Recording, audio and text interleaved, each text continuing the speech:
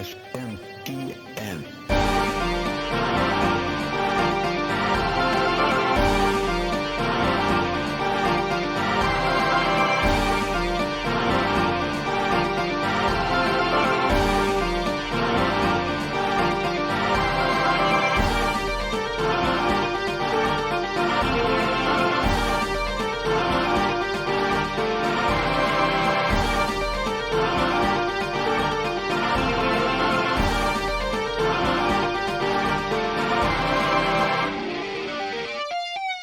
How's it going, everybody? And welcome to Shin Megami Tensei Network Link 266.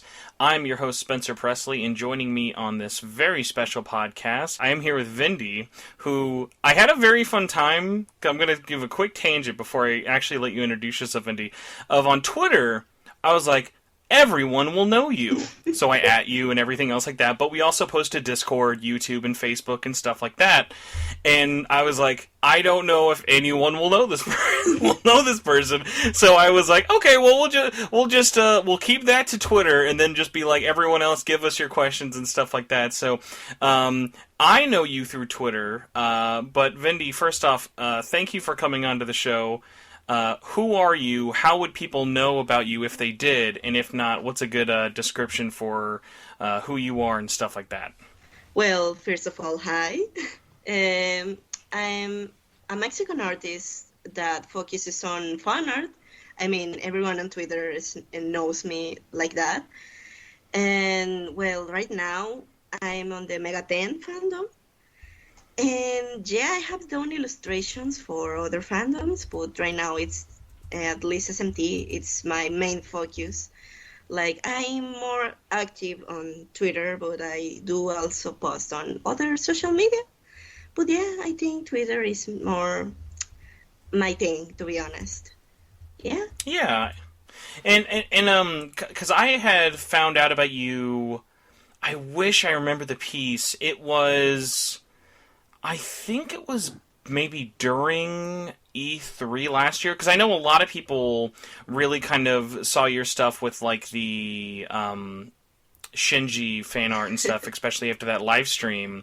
But yeah, I saw one of your pieces and stuff like from last summer, and that's when I kind of started seeing your name pop up a lot. And then ironically, what brought me to you recently, like within the last week or so, I've been like, wow, I've been seeing this person's name pop up in my like friends liking it, like posts and stuff like that through my timeline naturally, and it's just being like, wow, it's nice to see Devil Survivor in the year 2022 for no reason at all. There's nothing happening with Devil Survivor, but it's nice to see it nonetheless. Yeah, like I know the fandom from Desu has been dead for ages.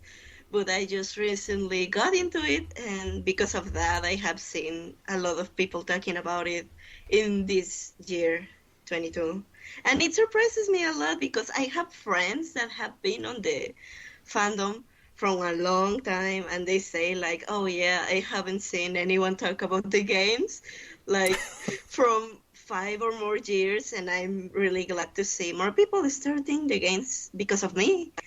Because I just pester them about it, like, oh yeah, these two games are so cool, you should play them. And ironically, a lot of the people who study games say it's because of me spamming, like, oh yeah, this dude from Desu, he's so cool, you should play the game. And yeah, it surprises me a lot to see people giving the chance to the games, the chance they deserve, because they're really good games, for real. Mm-hmm. No, I mean, hey, I could have probably, if I'm not careful, an entire podcast of us just stroking off both Devil Survivor. I mean, I could just have a Devil Survivor 2 cast, let alone. I love talking about both, but yeah, two is my soft spot for many reasons. Same. It's such a good but I've got to ask then, so whether it be Devil Survivor or SMT5, how did you get into the series? Was it a game? Was it an anime? Like, how long have you been into the fandom? Well, I mean, as Mega 10 as a whole, I have played, back when I was in middle school, I played Persona 3 Portable. And that was just pretty much it. I finished the game and didn't look much into it. And later, I found out that Joker was coming to Smash, and I was like, oh yeah, this dude, he's from Persona, right? I remember that series, and I gave it a try. And after I was finished with the Persona games, I started with SMT4 back in 2020 with the whole quarantine going on. And it was the perfect time for me to dive into Mega 10 as a whole. But yeah, it started with Persona 3. Awesome. Was it the original one, Fez, Portable, or Portable, which one? because I had a Okay. low-end PC and I couldn't emulate PS2.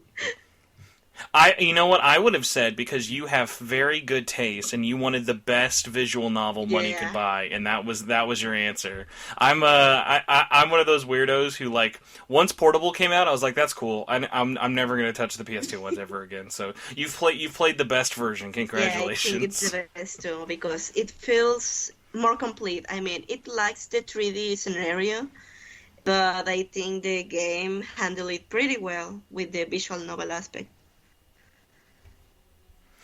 And kind of from there, well, I guess so. So would this have been, you probably played it 2019? I'm guessing, just because I always think of Smash as that 2018 game, but it released so late into the year. So you're like still pretty like fresh into stuff of like get games that you've played or whatnot. Is there anything you're kind of like you know you want to get into or just haven't picked up yet that like really interests you? Aside from Mega 10, well, I mean, it's still inside in the franchise. I haven't really touched the Catherine games, neither Soul Hackers or Strange Journey, just because I like the time and the patience, mostly the patience. Mm-hmm. But aside from Mega 10, I want to get into the Souls franchise, to be honest, because I see a lot of Oh, posts on nice. Twitter and I'm like, oh yeah, these games look super hard. And I like getting angry at games, so I want to give them a try. But I don't have the mediums to play them, so I will probably stick to seeing them on YouTube or something, or hoping someday I can get to play them. Who knows? Who knows? Oh yeah, yeah. So we should talk about it. So, but besides your, I'm hoping a little bit better than a PSP quality PC right now. So, do you have any consoles at all, like at home at all, or is it mostly just PC? Well, I got my PC. I mean, it's not a PC, it's just a gaming laptop, but it's pretty good. So, aside from that, I got a Switch that I bought exclusively for SMT5 when I was it gonna was say it'd be announced. very funny if we found out today you have SMT5, but you're not playing it on the Switch, and that's as far as we're gonna talk about it.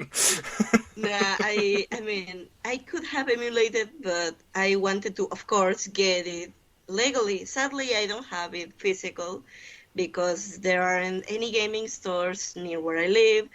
And when I wanted to buy it, it was already sold out, and I was like, oh, well, time to pre-order it, I guess. And I have it digitally, sadly.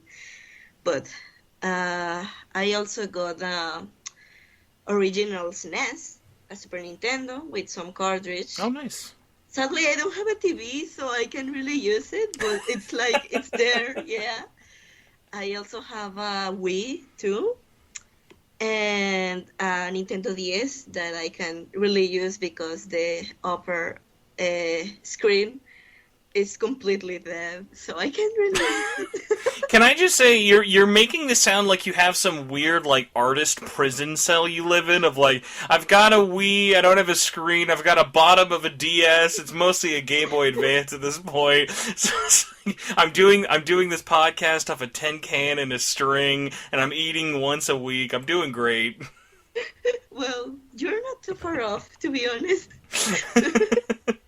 Is it so? Oh no! So I just realized. So are you playing Devil Survivor on DS version or the 3DS No, the versions? 3DS on Okay, Citra. good. I was gonna say you would be missing out on some. I'm a huge fan of the extra campaign stuff as Yes, well as the voice same. acting. And also, Like I like the originals, but I like that's another one of like I yeah, can't I I mean, can't it's the ever voice recommend going acting, to be back. honest. I know people who have played the originals and they say, yeah, they're still a pretty good experience, but I think the best part of both games it's the voice acting. It's great, Hmm. really. Oh, that's awesome. No, because I was gonna be like, boy, it's great you wanna, it's great you wanna like get into Souls or Sekiro and like Elden Ring, and I'm like, well, you know what? You could always play Dark Souls 1 on Switch. I always forget that that's on Switch. Oh, so it's on Switch. I didn't know that. Mm-hmm. Yeah, they actually the crazy part about Dark Souls 1 on Switch is it's called Dark Souls Remastered because they remastered it on PC, PS4, Xbox, and everything. But the Switch version was so hard for them to develop, it's still called Remastered. It's just the 360 PS3 version on the Switch. So the lighting engine is completely different, completely different from the remastered. It's just the original version. And for whatever weird reason, or maybe just because Bandai Namco likes to be odd, they even went out of their way to make a Dark Souls amiibo. What? So they have a little, there's a Praise the Sun amiibo. If you've ever seen the, little knight who does the raise his arms up in the sky thing, there's an amiibo of that guy. And it works with the game. It's literally, its only intent is to unlock that emote right away. God. So if you tap it, that's all it does. Well, at least I know now that it's there. I can play it sometime. But, I don't know, to be honest, when I play SMT5, I realized that playing on the Switch, it's actually really uncomfortable because the buttons are really small. And I struggled. Are you on a regular Switch or a light?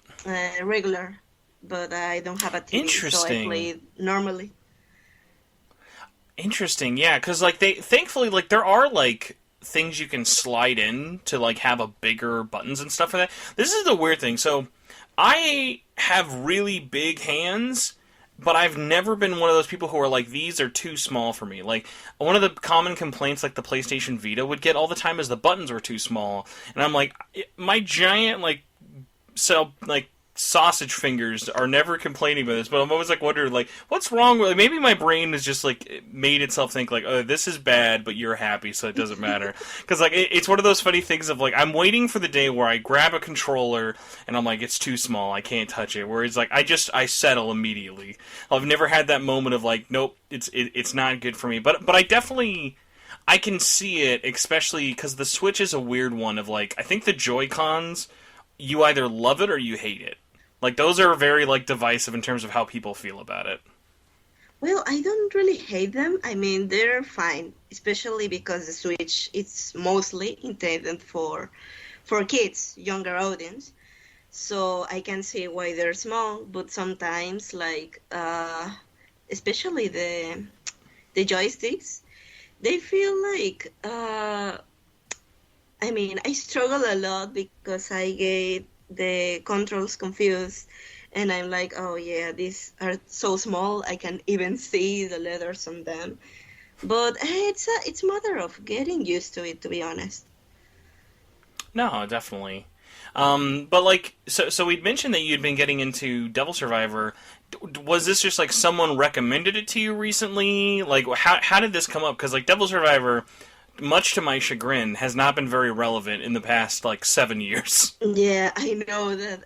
I mean, I actually got into Desu because, well, I didn't know what else to play, and I was oh yeah, what Mega 10's game haven't I played yet? And I remember rejecting Desu in the past because I remember seeing people saying stuff oh no, it's way less serious than regular SMT. It's more close to Persona or something. And I was yeah, no thanks. But I just played them out of curiosity, to be honest, at least the first one. And I was well, yeah, it's not that bad. I liked it a lot. But then I played Desu 2 and I fell in love, to be honest. But I just play them out of curiosity, to be honest, because, yeah, I haven't seen anyone speak about the games a lot. And a lot of friends that have been there for years say the same.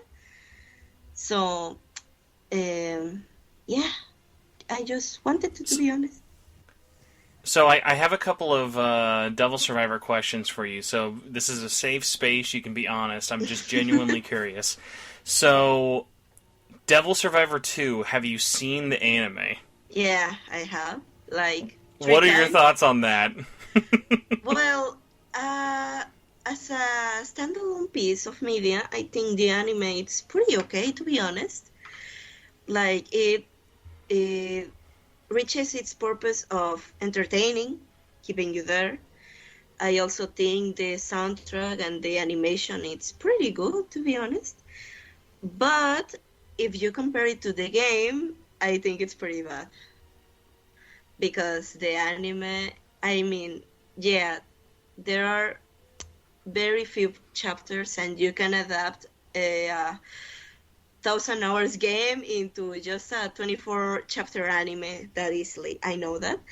But there are a lot of interactions, scenes, and mostly the mood of the game is completely different from the anime.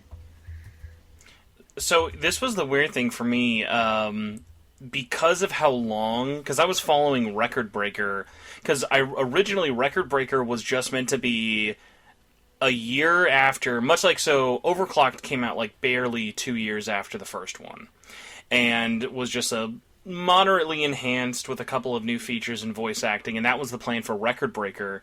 And then Record Breaker almost took like 5 years to come out, just because they just decided either there were, I'm assuming 5 people worked on that game, or just they forgot they were making it at a certain point, and then were like, oh god, what happened to this thing? Wow. But what was funny is, in English, we got the anime before Record Breaker.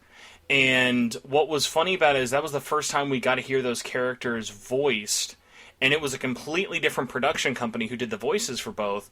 And when you compare the English dub of both, it is like, I feel like I'm watching the 4Kids version of like how like different everything is. Of like, it's very goofy. It's very like, it's like, and clearly like they were doing their own thing. I'm glad it exists. It's one of those things of, I don't think the Devil Survivor 2 anime is like this terrible thing. I like it is more of like, what, I'm glad it's not very long. Thank God it's a cheap anime. It's not like some crazy rare thing now.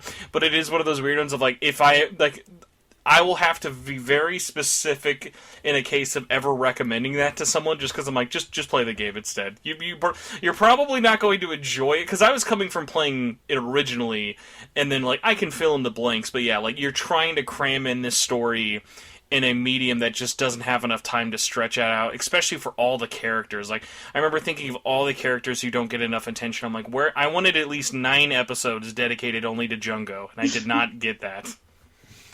So that was a funny one, but the other one I wanted to ask you is, because I saw you posting a little bit from the first Devil Survivor 1 manga. Yeah. I don't know who I need to shake. How did Devil Survivor 1 get a manga and 2 didn't? Like, I wanted a manga of 2 so bad, because I love the manga for 1. Well, actually, the second one has a manga, but it was made more like a promotion for the anime, so it doesn't do the whole story. Like, I think it reached the third septentrion or the fourth. I don't really remember, but it's really short. But it exists. It's there. Sadly, yeah, it's really short, and the first manga of the first game actually covered the whole game, and it did it pretty well, to be honest. I love it. But the manga exists, so yeah. Oh, by the way, I forgot this was the problem with the manga, which is why I don't ever think of it as a actual proper manga adaptation. This is the quickest way to make me not interested in a manga. So, like, I really love a lot of anime, and I love a lot of manga, even when they're adaptations from games. This is the one thing that most, like, 9 out of 10 times when I see this on a manga, I will immediately go, this is probably bad. It's called Devil Survivor 2, the animation. Volume 1. I'm like, nope, don't. Yeah, it's like, come on, no, don't do that. Yeah, it's like, don't base it off of the already in trouble like animation. It's like Danganronpa did the exact same thing, where its manga for the first one was based off the anime that no one liked. So it's like, no, that's okay. We'll stick to the games and stuff, because yeah, I'm pulling up the art for it now, and it has great art. I'm trying to remember here. Yeah, the art for it was illustrated by Haruto Shioda. And it's a really nice, it's an interesting style because Devil Survivor 1's manga is very much just trying to kind of look like Yasuda's art from the game. But it's like, it almost has kind of like that, like, pretty boy, like, shoujo look to the characters for the Devil Survivor really 2 art. The manga for the first game, I think it's really pretty. I mean, I have a whole door covered with the panels of the manga, but I think that the illustrations for both are really well done. At least what makes the first one look better is the fact that it's far more detailed.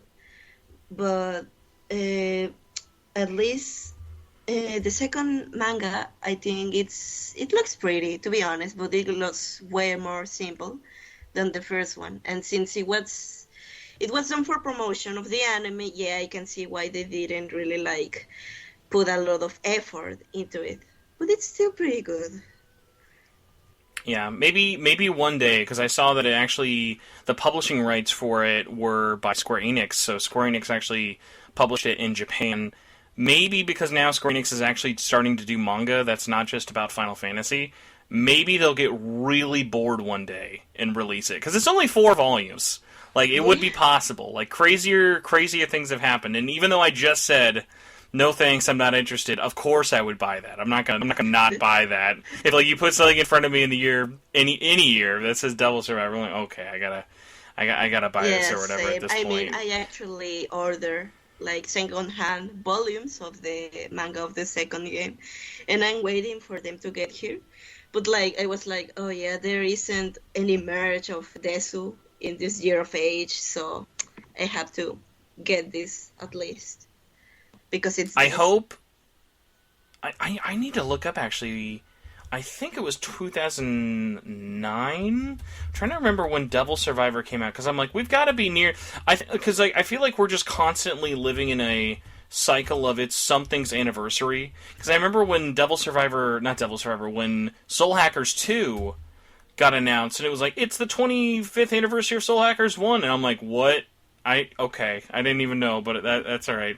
So yeah, it was January 2009 for Devil Survivor 1, so we would be, let's see here, 13 years, so like maybe in 2 years or so, someone at Atlas will get really bored and we'll get something for the 15th anniversary of the series. Oh, I hope, to be honest.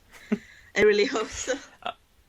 By the way, are you, I'm not sure if you followed the original artist Yatsuda's like other work at all. Have you checked out any of their other games? Because they're mostly known for Durarara, but have you like checked out any of the other games they've worked on? Well, I know they work on some Digimon games, and I have started seeing a streamer play them. They're not really my thing, because I don't know a lot about Digimon, but Yasuda did a really good work with the characters there.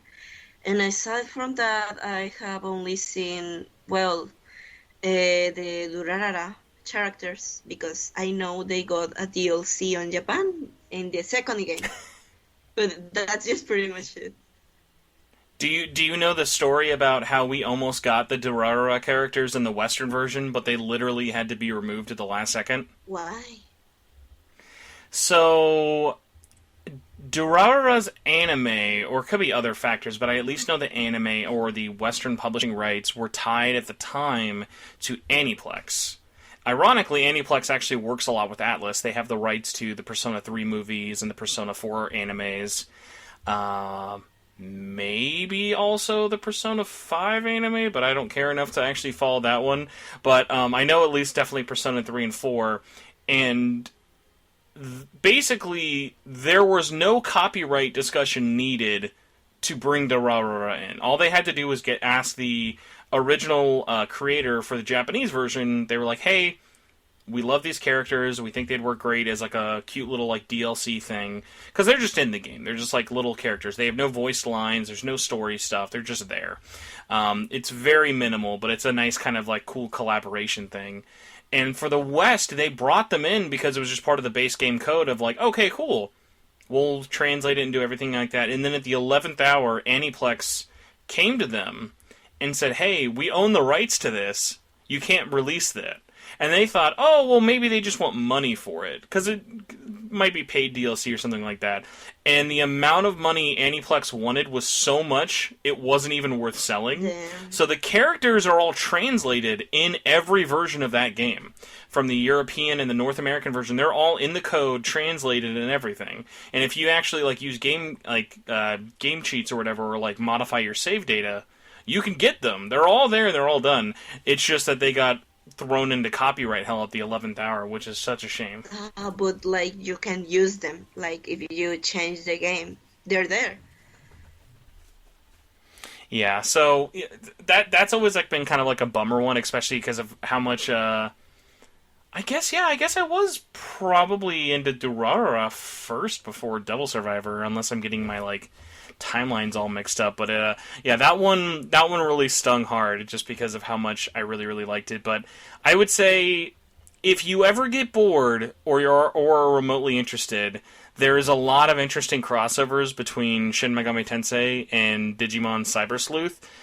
Outside of, if you know nothing about Digimon, the only problem you're going to have, because it has nothing to do with the manga or anything like that, is you're just going to have to get used to a lot of weird monster names, but there's no other knowledge needed. It's a very good monster collecting game, but yeah, outside of wondering why is Angemomon a thing, you won't have to have too many weird questions for it. And thankfully that's one that has been ported to just about everything. Well,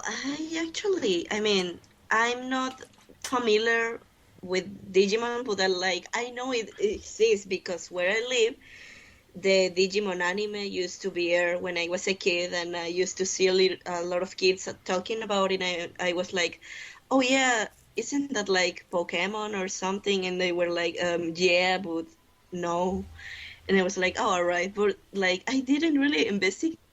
But now that I saw Yasuda working in the character designs and art of, I think, Cyber Sleuth, I don't really remember the name.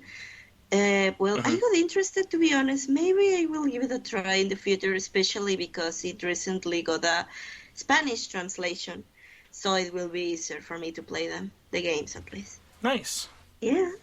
But yeah, so I'm trying to think of our world's longest intro segment here. I guess play a couple of catch-up questions for you and everything else. For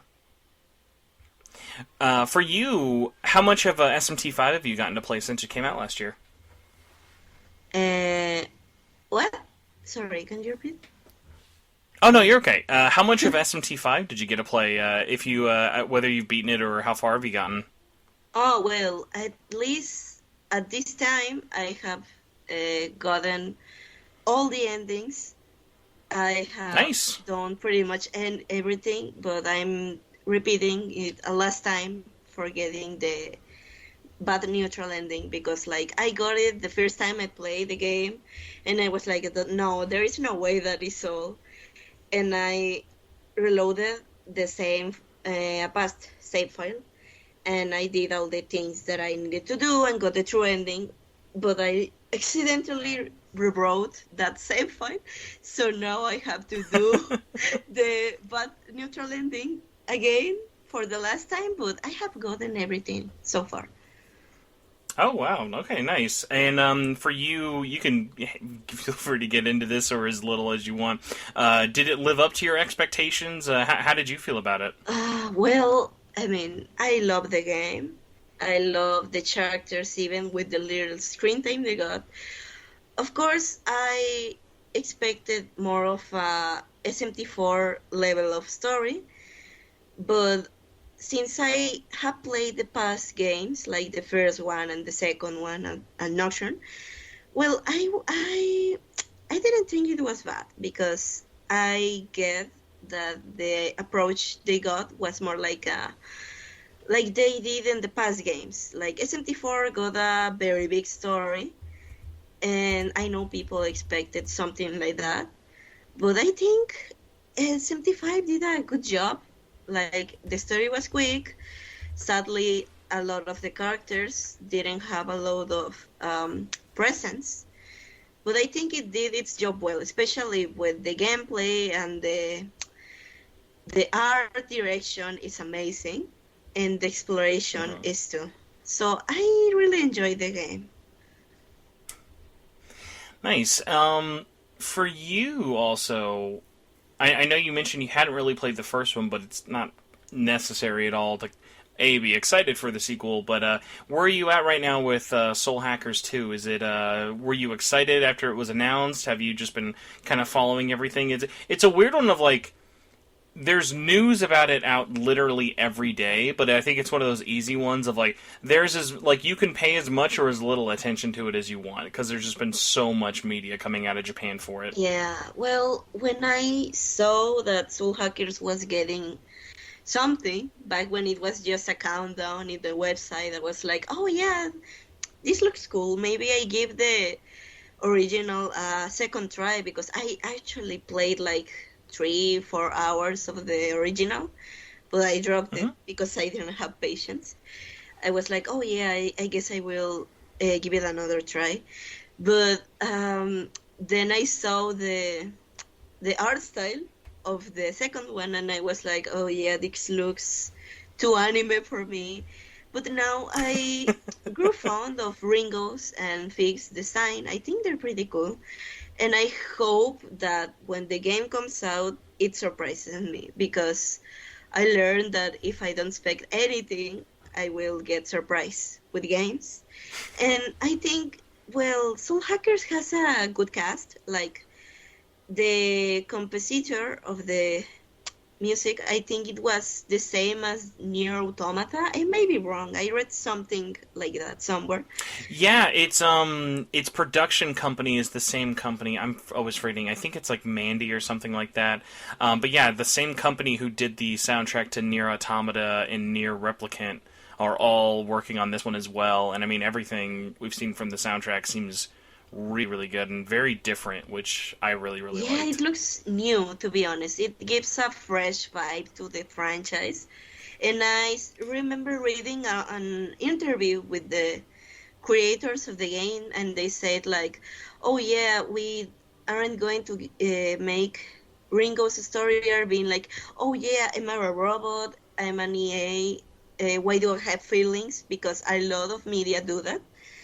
And when I read that they didn't want to have a silent protagonist, it actually got me really excited because I think what we need the most sometimes is a character, a protagonist that can get you closer to the context of the story, make you feel like you're connected to it. And yeah, I think Ringo it's actually pretty silly, pretty funny, and I'm really excited to see what she has to say because she speaks. She has me surprised with that. It's so sad. We had the bar so low that her being a woman was already enough to like freak out a bunch of people. Like, oh Yeah, my god, it's a woman! We did it! We've we've done it! Equality for everybody. I was And then now it's surprised. like, and she talks. Oh my god! It's like wrap it up, guys. You've already like blown past half of the series at this point. You're too fast for us. Yeah, I'm really excited to see what I mean, in Megaten as a whole, we already got Femc and Maya as female protagonists. But I think, like, I'm really excited to see what Ringo has to offer because, at least in Shin Megami Tensei, because Soul Hackers is still related to Shin Megami Tensei, even if it dropped the title.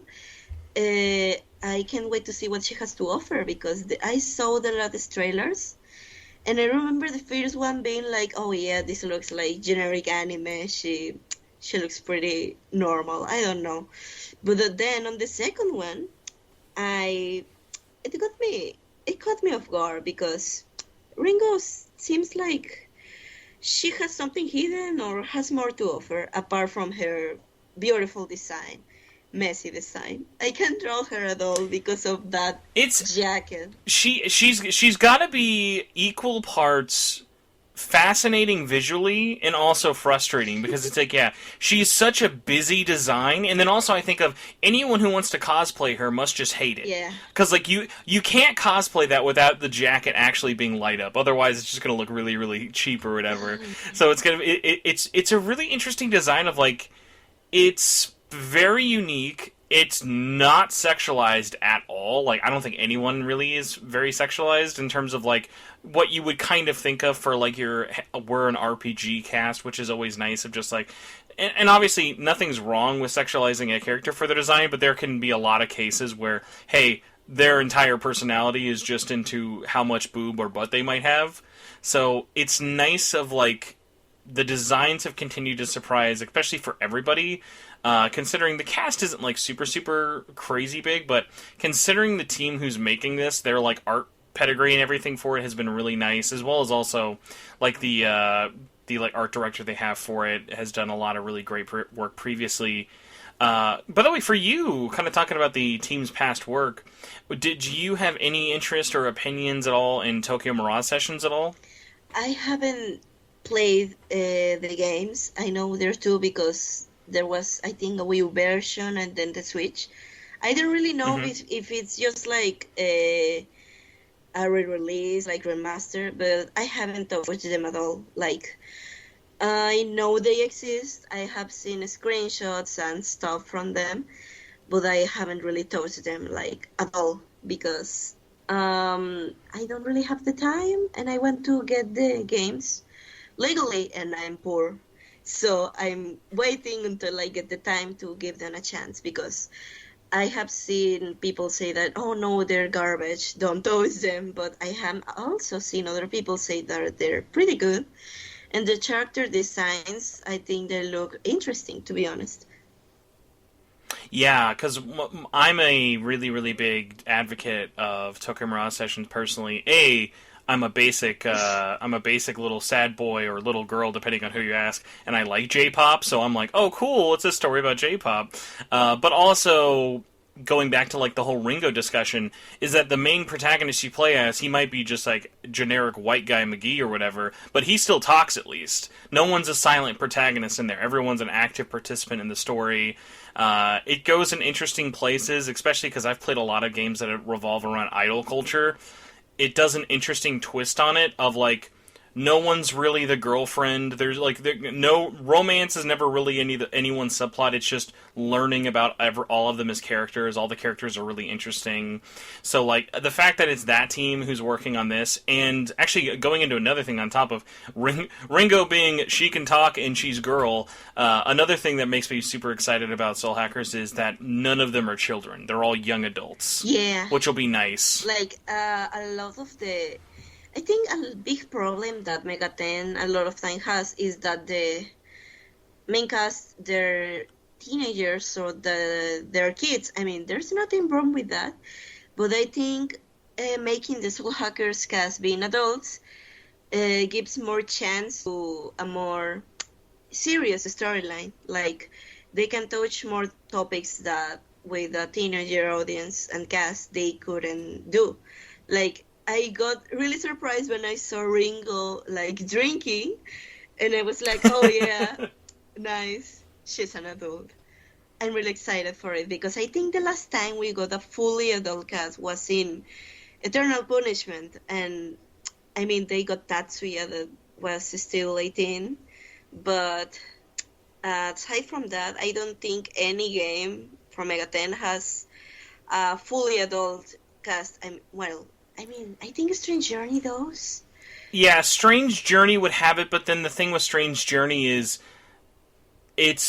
Strange Journey's a weird one. It's got one of my favorite casts in the series. The problem is, Strange Journey never got voice acting until the 3DS version, and it was only in Japanese. Yeah. And then the thing that makes that suck even more is that's one of the first games they did that was multi-ethnic and like multi nationalities. So we have like people who are from more than just Japanese descent, but they're all voiced by a bunch of Japanese people. Yeah, so like it really took a... thought that it was such a missed opportunity because like when I gave it a try to Redux, I was like, oh, so Jimenez is from Spain. Why is he speaking Japanese? And they said like the protagonist is from America, and like why are they all speaking Japanese? I mean, they could at least like I don't know. I understand that they maybe didn't have the time or something, but like it's such a missed opportunity. We can just blame the 3DS and just say, sorry, 3DS, you're the we can blame you. It was a late 3DS game. They didn't really want to spend a lot of money. Yeah. Can't blame them. So, but that is one of the voice acting is one of those funny things. If there's a lot of people who are very anti or pro Redux in terms of is it better or worse than the original, the one thing everyone will agree on is that game needed a dub that wasn't just Japanese only, which I think is very rare. Like, I think we're less in a time where people are subs versus dubs, especially for games. But yeah, in a situation like that, there are just some, like you said, like missed opportunities that are just too hard to like pass up. Of like, yeah, it'd be nice to get like different voices and stuff in here. It's like how there are people out there who one of the main reasons they remember something like Xenoblade Chronicles is because its English version is done by Scottish, British, or like not just American actors. Like all it takes is just that little bit of a difference that makes it stand out for a lot of people. Yeah, like a lot of games and anime, especially in the latest times, I have seen that they have cast from people from various countries. Like, and when I hear English dub, I'm really used to hearing only American people. And like, for example, with Strange Journey, they could have like a cast of voice actors from people from the nationality of the character, like with the protagonist, an American, with Jimenez, maybe a people from Spain. Like, I think it could have felt like unique and real, like hearing the characters speak according to their nationalities or close to it. And I really appreciate when a cast thinks of people from countries that aren't America and give opportunity to voice actors from all over the world. Yeah, and I mean, honestly, going back to SMT5, that's one of my biggest things I noticed when I started talking to a lot of the voice actors, was like, even though that game's cast isn't very diverse in terms of what they look like in game, the English dub was incredibly diverse by SMT and Atlas standards. Of like, we have multiple like different like nationalities and like ethnicities like participating in this, which like is funny because then you go back just a few months earlier in 2021, Nocturne HD was just like the most vanilla outside of like one or two like voice acting roles in that. It was like it was super by the numbers. Like it was who you expected. There weren't a lot of people really in there. Nothing was super surprising you in terms of anyone's performances. When like then I look at like Koshimizu being done by Sean was really nice. Konsu being done by Ryan was awesome. Even smaller characters like Goku or whatever, Goku. But the Gokoi or whatever, I always forget his name. By the way, I still don't think he has like any art. I'm gonna look this up. I always think about this of like that because it's the character you meet after defeating the Hydra in SMT5. And I remember when I saw him, I was like, "Oh, that's really, really cool." This character was never really revealed or whatever, and then always thinking, "Oh, but they must show art for him eventually," and then they never really released any publicly. So it's one of those funny things. Never. It's one of those weird ones of like, I know he's not like a fan favorite character, but it was always really funny because of how much he was in the game. I was just kind of like, yeah, he'll show up. He'll show up more eventually, right? Or like there will be more stuff of him online eventually, and never was, unfortunately. No, zero. But let me see though. I think there was one more thing I was going to ask in terms of so but besides Devil Survivor and everything kind of right now, if you're juggling anything else, are you playing any other games right now? If you are, or are there any games, whether it be soon or later this year, you're looking forward to? Well, I'm currently playing Breath of the Wild. I haven't finished it. I want to do all the side quests and find all the Koroks. I also play Animal Crossing regularly, and aside from that, I'm really invested into Genshin because, of course, I am. but but I also play Persona 4 Arena. Sometimes it stresses me a lot, so I don't play it very often. But it's pretty fun, so I touch it pretty often, like at least once or twice a week. So I have a couple of Genshin questions for you. So Genshin's that game that I want to play more, but I never really have the time to. And everyone I know in my life who plays Genshin plays it pretty much like it's their only game they ever have in their entire life. And when I see all the updates and when I hear about everything, I'm like, oh man, that looks really fun. I'd like to play that. But then I'm like, no, I gotta review and spend 60 hours of my life playing Persona 4 Arena Ultimax because that's my life now. This is how I spend my time wisely. Gotta go back in time and do stuff like that. Like, even tonight, I'm like, I'm gonna once I end this, I'm gonna live stream and go check out the new update for BlazBlue Cross Tag Battle. It's like, am I excited to do that? Yep, but am I also like, I could be playing Genshin. It's that game that's like always in the back of my head of like, I should be playing this, or oh, that character looks fun, or I should probably get more than 20 hours into the story, but I'm so far behind. Well, Genshin actually, I mean, I played it like before they introduced the new nation, and I thought that it was a really big game, and it really is big.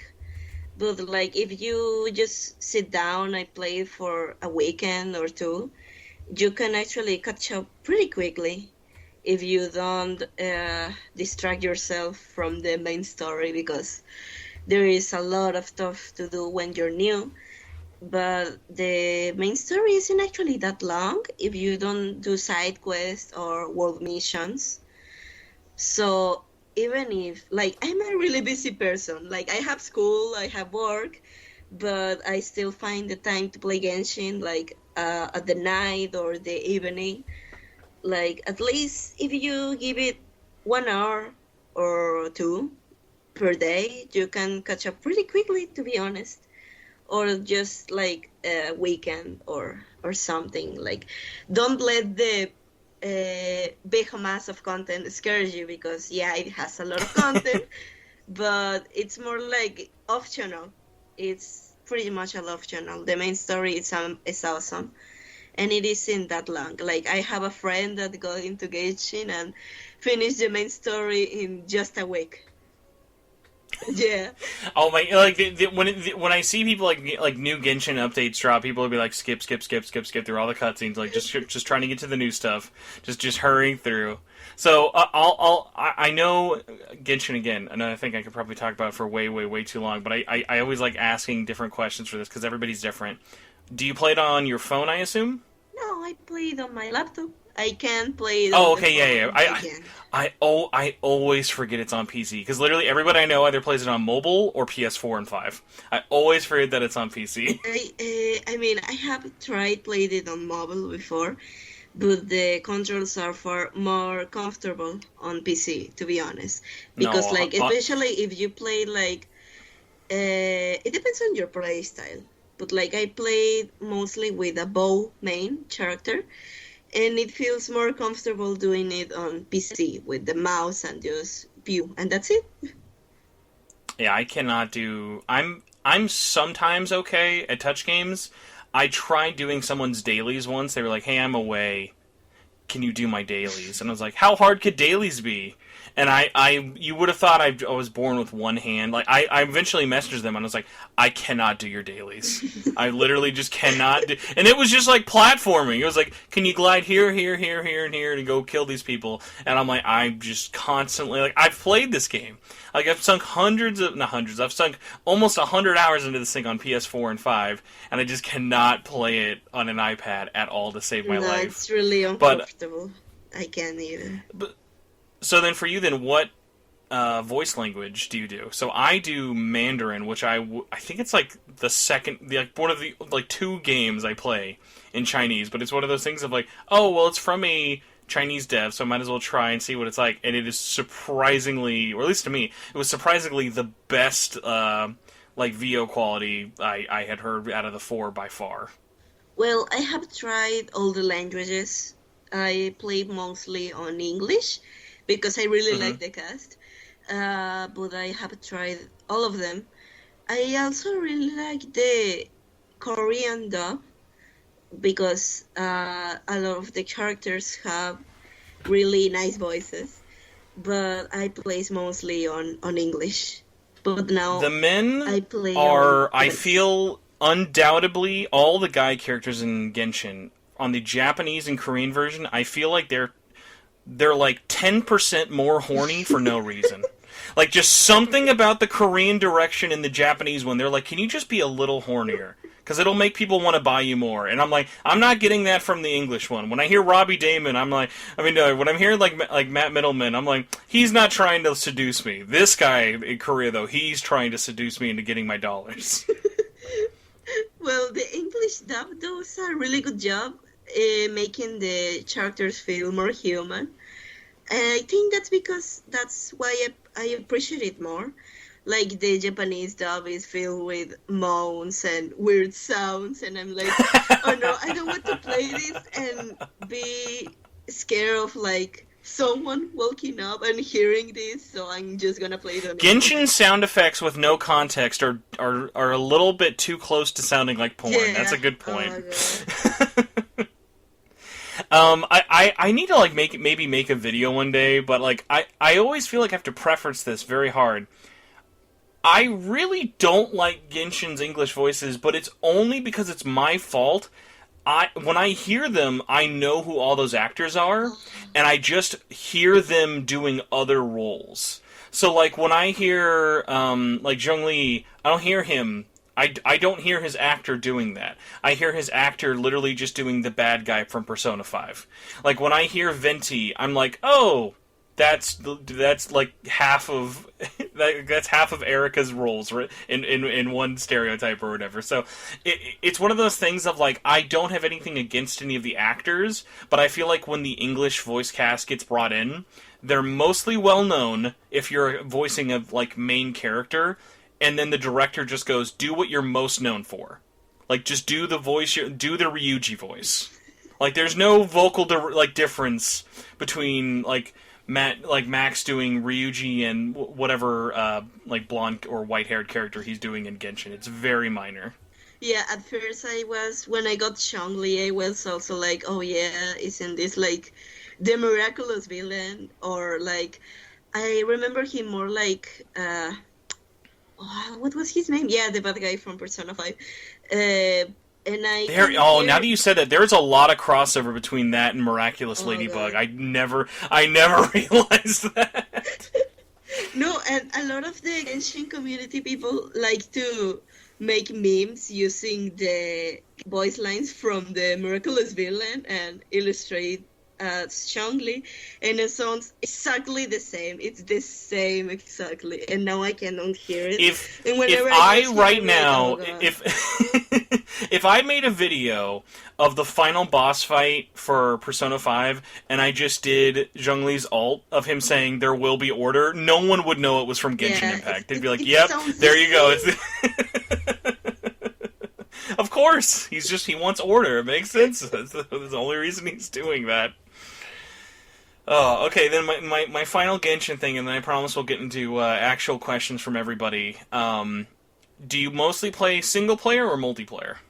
I play single player. I used to have a phase Okay. when I like to go into strangers' worlds and be like, "Hey, do you need help?"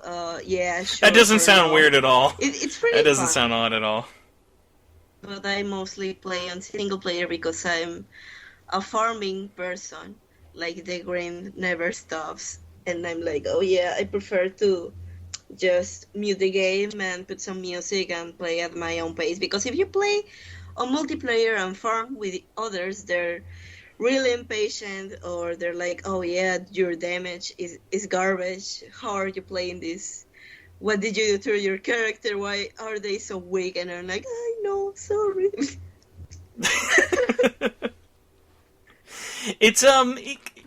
It's weird because like I always want to play multiplayer, but because I'm so much lower level than everyone I know, it's like I feel like the way I play is like I want to just take my time in the world and just kind of like go at my own pace to kind of catch up. And then if people are with me, I feel like I'm just slowing them down by having the way I play single player, because I'm treating Genshin like I'm playing Breath of the Wild. Like, I'm just doing quests, I'm having fun, I'm learning about the lore, I'm laughing at the lore, there's a lot of lore to ignore, and then just being like, I'm just taking my time, there's no rush. Yeah, a lot of people are really quick when playing the game because they're like, oh no, I have to farm from this character and they're coming, I have to hurry, and I don't care for the story or anything. I'm like, I took like a full week to do the latest event, while a lot of people did it in like 1 or 2 days, and I'm here taking my time slowly.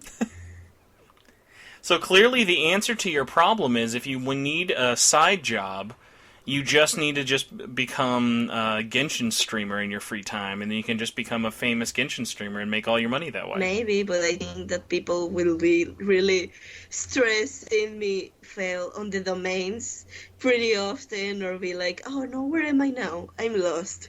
Or like, oh no, I got shit artifacts, gotta redo this domain like oh my god, yeah. Oh, God. Anytime I open my artifacts, I'm sure if I ever streamed myself playing Genshin again, it's been a long time, people will be like, oh dude, what are you doing? You don't even have all your best loadout, you're wasting, you've got bow characters with swords, what are you doing with your life? I'm like, oh no, I'm sorry. Yeah, and people can be very mean about it, to be honest. Well, speaking of people maybe being very mean, I'm going to correct myself, because I knew I was not remembering the name correctly. The monk from SMT5 was Goko. Yeah. I knew it was like, I'm going to forget his name. Someone's going to be like, I can't believe you forgot Goko. And I'll be like, that's okay. I'm #1 Goko stan. Still waiting on fan art. Maybe one day someone will be like, that Goko guy, he needs some fan art. I'm like, I'm glad someone remembered him, but we've got a. Actually, I was gonna say we have a couple. We have a overwhelming amount of fan questions. I'll try to filter through here, but we're actually gonna start with a transition question before we get into listener and fan questions for you, because you and me are two very special individuals, and probably one of the only things we're both going to have in our collection is we are lucky enough owners of the very round-headed NahoBEANo plushie. And I wanted you to, like, I don't know if you've, like, said this publicly before or how much you want to, like, put out there, but what was this journey of you getting him? Because most people, it was like he was announced on Twitter one day as a giveaway, and then everyone freaked out and then assumed he'd be sold. Spoilers, he's not. Yeah, I know. And then he was given away to a lot of people, whether it be in the media or in the different fan creators and stuff out there. So how did you get in contact, or did they contact you to get this wholesome boy into your life? Well, I remember, when Atlus made the stream of the launch game, they featured some of the fan art that Casey liked. And before that, Atlus approached me, the Atlus West manager, and they were like, oh, hey, so Casey say they like your work, and we would like to know if you give permission to feature it on our stream. And it was like, well, yeah, of course. And what are you gonna say? No? Be like, I don't know. I mean, no. You guys might have to. Why would I say no? I was really happy and surprised, and I was like, oh, I can't believe a silly Evangelion meme I drew make it into Casey's attention, and even worse, Atlus' attention. And the manager said, well, I love Casey, yeah. But to be fair, Casey, one of the things I love most about Casey is into everything.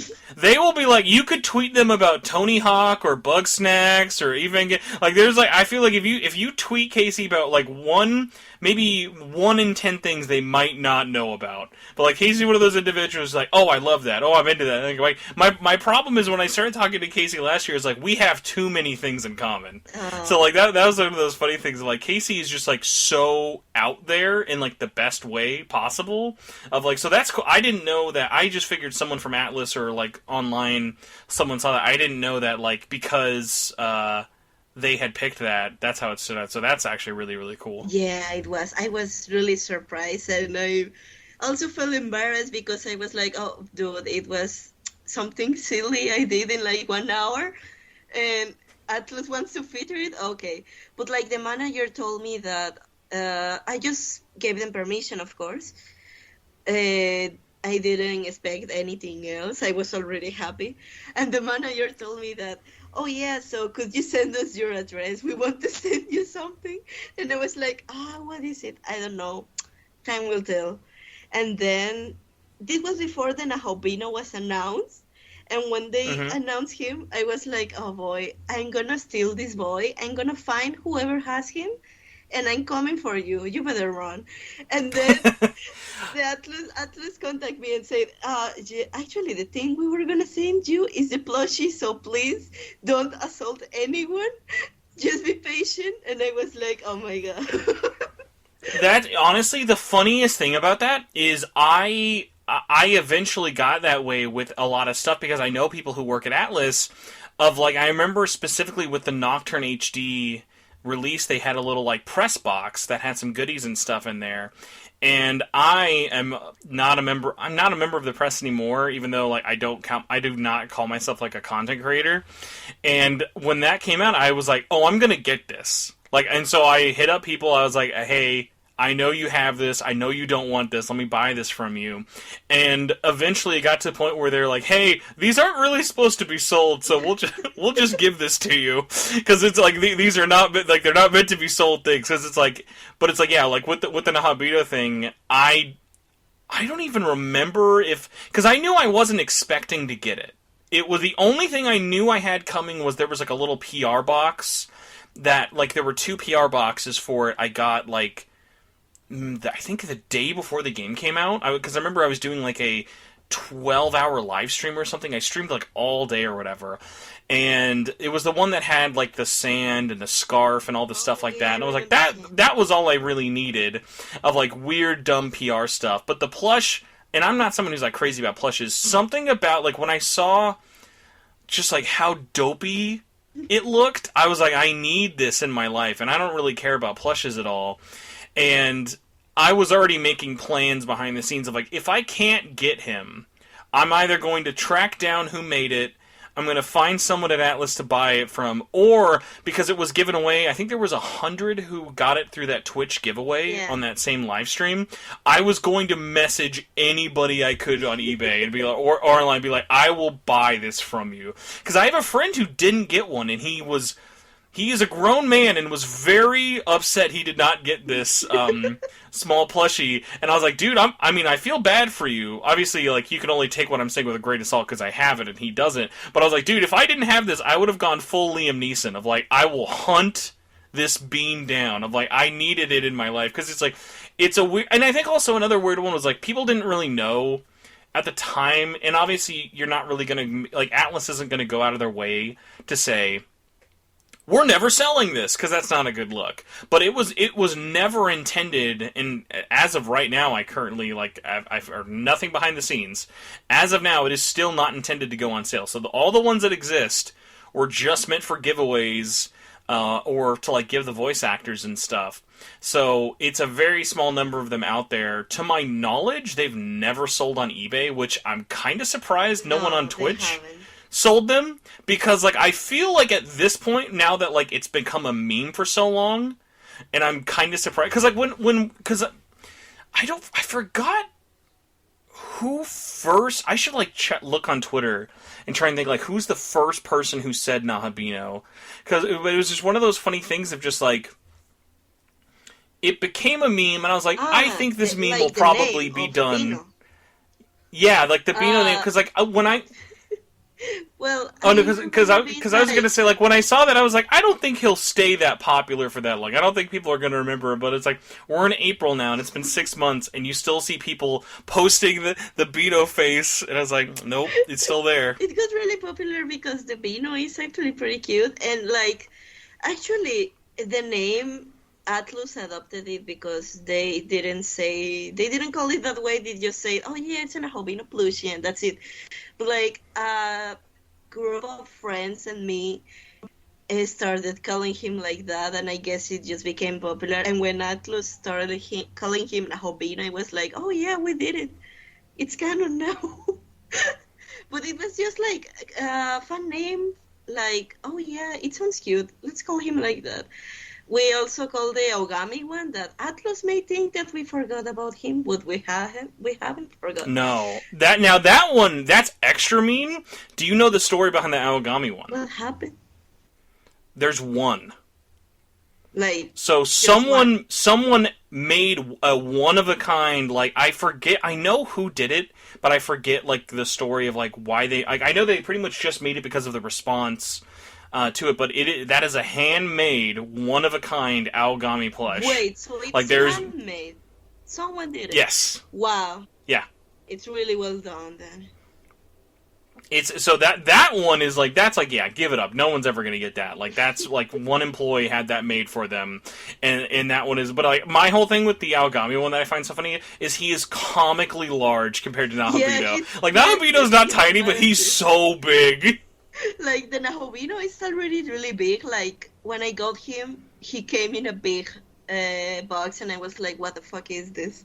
And then I saw just the plushie inside. The Bino itself is really big, but Aogami, or Vini, we call him, on the picture, he looks massive. And like, if the Bino is already this big, how big is the Aogami plushie? Like, he's gigantic. I want to find the employee who has him. I'm gonna steal it. I need it. I really hope for Atlas to sell him. I at least know that one because it's handmade. But like, do something, because we already got the najobino. We need like the Ogami to accompany him. I don't know if it's ever been publicly said, but the reason the Beano plush, because you would just think, oh well, they should just do it because they know people want to buy it. The problem, at least, is, I'm trying to think of the phrase. The problem is Atlas West can make merch with no problem. Yeah. But as soon as they want to sell it, they have to go through Japan. So if Japan doesn't sign off on it, or if Japan maybe wants to like do their own version of it or something like that, selling it is more of a roadblock, unfortunately. So that makes things a little bit more complicated, but it's hard to say, because my worry right now is this is what's going to happen to everyone out there who wants one.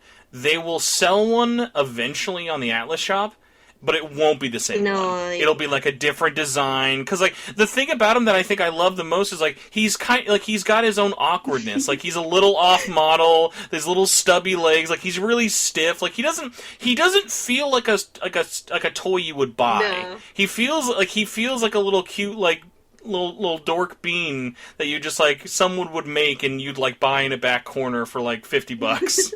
Yeah, I think that's the best part about the plushie, that he looks so silly that it makes he looks very lovable because he looks really silly. Like, it looks like something your grandma would make for you for Christmas, and I think that's pretty charming. And if they sell nahobinos on the Atos shop, I know they won't look the same because you said it, like, these ones, they made them especially just for giving them away. But I really hope, even if they make new ones, they still look silly like the original, because I think that's the point. That's why the people like the Beano plushie, because he looks silly. Like, he's mine. If I could give them any piece of advice, it would be this: keep it the exact same kind of model, and just make the entire cast, and just let them all have the same size. Let them all like hold hands or anything like dumb like that. Just because it's like I need the whole cast to look like that, because someone out there actually did a run of keychains that was based off that design, and they did it with the whole cast. And I remember freaking out at the because we'd already kind of seen the Aogami one, but when I saw the Koshimizu one, it was like just that dumb face but in a suit. Because honestly, like the thing that I love more is like the face is funny. Every time I look at him, because I'm holding him up right now. Every time I look at him, I just look at his little legs and his arms. It's just like they're so just like they don't move, they don't bend. They're just literally just like little Like, he almost looks like half of a finger puppet, of, like, just a couple of fingers, like, to make his legs and arms. He's just so tiny. Yeah, he's like I have him standing on a library, and I have a lot of trouble getting him up whenever I like. If I got him right now, Oh, he I is would not have a lot of photo trouble friendly. putting him up again because since his head is so big, he doesn't stand up. So like I have to put him reclined on a box so he doesn't fall. He has fallen a lot of times, and whenever he falls, I'm like, oh no, did your head fell off? Are you okay? But surprisingly, the way he was made, he looks very durable. Like he has fallen a lot of times, and he still looks the same. I'm really surprised at that. I'm waiting for, like, one day when I post pictures of them, someone's just gonna go, like, why is he so dirty? Or, like, why? Because, like, mine's got, like, little, like, fuzz and stuff on his face, and I'm like, I want, like, because I know someone out there online, and I won't say their name, I know someone who got one, and they're leaving him in the bag. I'm like, what a waste of a, like this should not, this is not a collector's thing. He's not cute in the bag. It's funny. Like when I saw him, because yeah, he shipped in a very large box, and he's just in this little official Atlas bag. But what was so funny about it was just being like, I wouldn't want him as like a sealed thing. Like, it'd be like, even like, because like, even if I saw, like, if someone on eBay right now put up two NahoBEAnos, one was sealed and one was open. And it'd be like one of those things that'd be like, just go for the open one, because it's like the whole point of them is so you can buy him and take silly pictures and post it on Twitter. Like no one's gonna like come over to your house, see him in the bag, and go, that's cool. Nah, like when I got him, the first thing I did was make him wear boots and take pictures like that. And I kept him clean because I feel bad whenever I see like his face getting a little dirty, but like yeah, I don't think he was made to be on the bag. I still have the bag somewhere, but I think he's meant more like to be hugged or to be loved and to be like appreciated than to be just left in some cold corner in his bag. Mm-hmm. Well, we definitely covered that for way, way, way longer than I thought. But also, I do want to put that out there because anytime this comes up, or if like people like ever like find, because I don't think anyone else on YouTube has any videos of him, because I did an unboxing video with it. I get so sad then when I see the comments are just people being like, how can I get one? Yeah, same. I want him. What can I do? And I'm like, I have no answer for you. I'm sorry. No, please like, don't dox me. Photos of him in a Spanish group, and everyone was like, "What? Wait, aren't you from Mexico? How the fuck did you get him? He wasn't supposed to be here." I'm like, yeah, because Atlus said that in the giveaway they were just going to give him to people within the United States, and since I'm on Mexico, when I gave them hey, you're close enough. My address, I was like, wait, are you sure you can send him here? Are you sure? Well, yeah, of course. And I was really scared of him getting lost or steal or something, but he arrived home safely and very quickly. Like, usually packages here take like a month or a month and a half to get here, but the Beano arrived in just a week, very quickly and safe. I want you to know this entire time I've been scrolling on Twitter, determined to look up the first time anyone had tweeted this, and I finally found it. Ironically, it was through you posting the horrifying image of those hands. I hate that hand image. I'm just calling him the creature. And shout out to Decarvia for just, let's see, it was 6:50 p.m. on November 10th, 2021. Just no other words. Just says NahoBEAno ... That's all it was. And I think what's sad about it, and I'm going to post this, like, probably, like, after we're done recording here, it has 5 likes. For a word that's been used, because I looked at it, there were thousands of uses for it. For something that, like, kicked off something, it's so funny to be like, 5 people liked that tweet. Nothing happened. No quote retweets. No nothing. And it's just one of those funny things of just like, see. Then this other sad part is then it was like, there's almost like a wholesomeness to not a lot of people knowing its humble beginnings as well. So it's just so funny to be like just such a tiny thing. Also, shout out, and not in a good way, to the person who changed their Twitter name to @NahoBEAno. That made searching 3 times harder because every tweet of theirs was popping. There is actually a way of searching for terms and avoiding to see people's names, but like. I forgot how to do it, but every time I search for not that fanart, technically it savvy. makes it way harder. I hate it. But yeah, wow.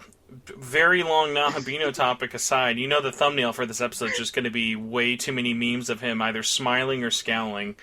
Let's see. So let's go to Twitter then, I guess, for our first set of questions. So, Ultimax Ibuki Aruma Simp says, why is Devil Survivor 1 the best SMT game? So, unfortunately, you misspelled Devil Survivor 2, but I figured it would be nice if both of us could say one thing we do like about Devil Survivor 1. What's one thing that stands out to you? Well, the music, I like it a lot. Like, I have considered getting the CD, but it's pretty hard to find. And also the characters, I love them a lot, especially Naoya. Like, I span a lot about him, and I like drawing him a lot too. But like, his whole background story with the protagonist, I really like it a lot. And I think the thing I like the most about Desu, aside from that, it's that the mood of the game feels very oppressive, and it makes you hurry. Like, oh no, I have spent half an hour doing this, I have to hurry to see this character because they might die. And I like that a lot. Yeah, my big one is, like, I really appreciate that game's story as well as its sense of time. Like, that like, the life or death kind of situation of everything always progressed through the whole story really, really nicely. And it was just such a nice kind of thing of, like, it does, like, a cute strategy, not cute, but, like, a anime-looking strategy RPG on the DS. I was not used to thinking it would have a story that, like, dark. Yeah, me neither. Especially because I remember seeing people like, oh yeah, it's more close to Persona because it focuses more on characters. And I was like, oh, so this is more childish then? But then I got hit with, like, the whole lockdown, the whole Bells War, and the story was way more dark than I expected. So I'm worried about this next question. I'm assuming, if you, just letting you know, depending on how you answer this, there may be some judgment, but hey, answer honestly. Gore Bakechi says, first off, how do you think Naoya smells like? Well, like, I think Naoya smells like... I don't think he bats. Honestly. That was the first... Honestly, you stole my answer. I was like, I dare anyone out there, tell me he showered during those 7 days. So. Not a chance in hell. That man was... Honestly, if we get an HD remaster, he better be like dirt. He better be like that, like, little, like, Peanuts character, you know, Pigpen. He's just got, like, a dust cloud around him the whole time. Like, he better just be visibly gross by the HD version remaster. I mean, well... to be honest, I think, like, I know that Naoya never left his apartment on the whole game. Oh, that's true. He was such a otaku. He was 1 day away from being hikikomori. Yeah. It was that, like, he honestly, was he leaving ever? No. The world had to end for him to leave his room. Like, you ever ask him, like, where were you? What were you doing? And he says, well, I was in my apartment, of course. Where else was I gonna be? And I was like, dude, why? He doesn't even see the sun. I doubt. Like, I can't believe that he orders his food, like, using an application or something, because I can't see that man going outside to get the sun. I can't imagine it. I'll say this. If you could smell his room it would be one of those times like when you go into someone's house and it smells like they have a pet, but you know they don't. It's like, I feel like a dog should live here based off of this smell, but you know there's no dog who lives there. Oh no, I think he would smell even worse than a dead raccoon, to be honest. I doubt he cleans his room. Like I can even imagine it, like all the food packages on the floor, maybe a pile of dirty clothes he never cleans. Like No laundry, no dishes. Some roaches. Oh, perfect. I'm glad. I was very happy you could steal my answer for that. I was worried you were just going to be like, well, he probably smells like roses and Skittles mixed together. Very nice. Let's see here. We have one by Elisa says, what is the best SMT game in your opinion based off personal enjoyment? So it doesn't have to be the best, but which one sticks out in your head as your personal favorite? Well, I remember crying a lot with both Digital Devil Saga games. Like, I think I haven't ever cried so much in my whole life than with the second game ending, or at least the last hours, because I think they're both really beautiful games. And if you fell in love with the characters, what happens in the second game, I think it really strikes way harder than if you didn't pay attention to the story. Like, aside from that, I really enjoyed SMT4 a lot too, because I really like, I fell in love with the main cast, like Walter, Jonathan. I really like Isabel though, but it was mostly no. She just Walter. reads. She doesn't have a personality though. She only reads, so Nah. she's pretty forgettable, right? To be honest, compared to Walter and Jonathan, Isabel is really normal. I think that's why more people think like, oh no, she was just there and that's it. Because of course, if you compare her, she doesn't have a lot going on. It's so interesting because it's like, I think honestly, when that whole discussion popped up like a week or two ago, yeah. I think it was one of those funny things I never thought about, is you can really tell a lot about a person just based off what they took away from Isabeau as a character. Yeah. Like, if you're the kind of person who saw all that and went, yeah, it's like, yeah, I'm putting her below Navarre. No. And they'd be like, all right, here, we gotta have a sit-down. Somebody's parents have some explaining to do. I can understand people not enjoying her because, especially she's a woman, not everyone is gonna enjoy her because she was just a girl. Like, she didn't have some angsty background or had the whole burden of the world in her back. I mean, she kind of did. But she actually felt more human than the others. Like, Walter and Jonathan didn't really hesitate to act like in what they believed in. But like Isabel was more thoughtful and it felt more human from her, seeing that she struggled choosing and being like, well, yeah, this side could benefit these people, but it will hurt these other people. And I really like that about her because aside from having hobbies that they're really relatable, she felt human. Like, the problem of having to choose is something I think every SMT player has to go through, because a lot of the alignments are like, oh yeah, chaos, it goes towards like freedom, but at the cost of peace, and more people will die. And if you go with a fully merit system, the people who aren't capable enough will suffer a lot. But if you go with law, the people will be in peace, but at the cost of freedom and free thoughts. So I think everyone has to, whenever they have to think what to choose, they start thinking like, oh yeah, so if I choose this side, this will happen, but these bad things will happen too. So I enjoy Isabel a lot because of that.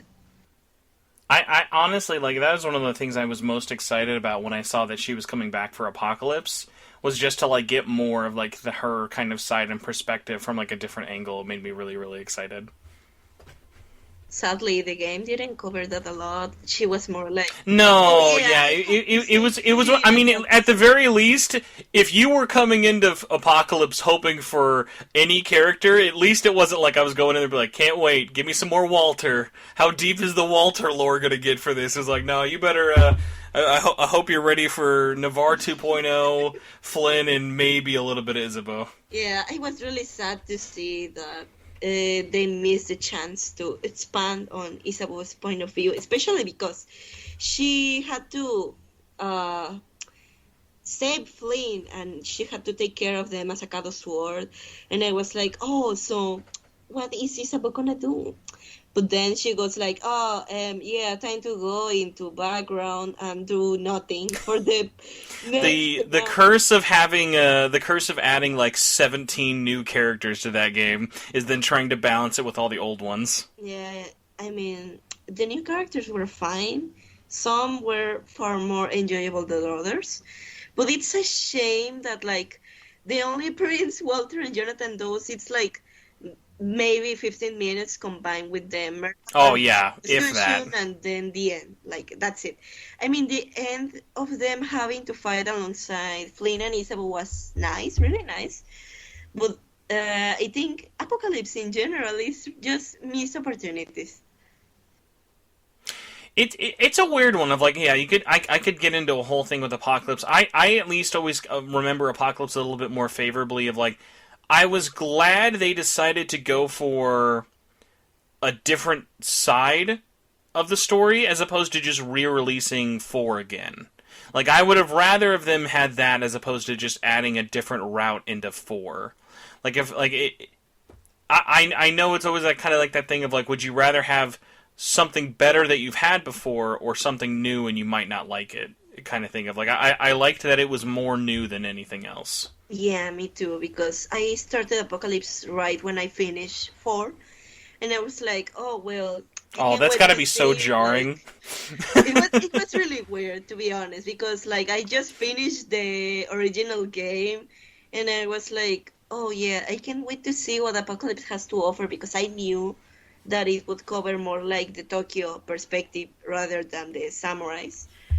But I was That's so still funny, especially wondering. because like I haven't thought about going back to it, like from 4 to like, because like they were bundled together in Japan, but like they're similar but so different, and also like especially storytelling and stuff. Of like the fact that they released 3 years from each other really helped a lot. So it's just funny to then think of, yeah, like if you're going right back into it from one another, it's just got to be like almost like whiplash at a certain It point. was a whiplash, a really big one. Like, I noticed it more in the mood of the game. Like, I finished 4 being like, oh yeah, I just got the neutral ending. My two best friends died. I'm really sad.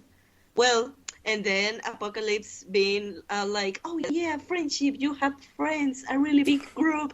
It was like, what is this?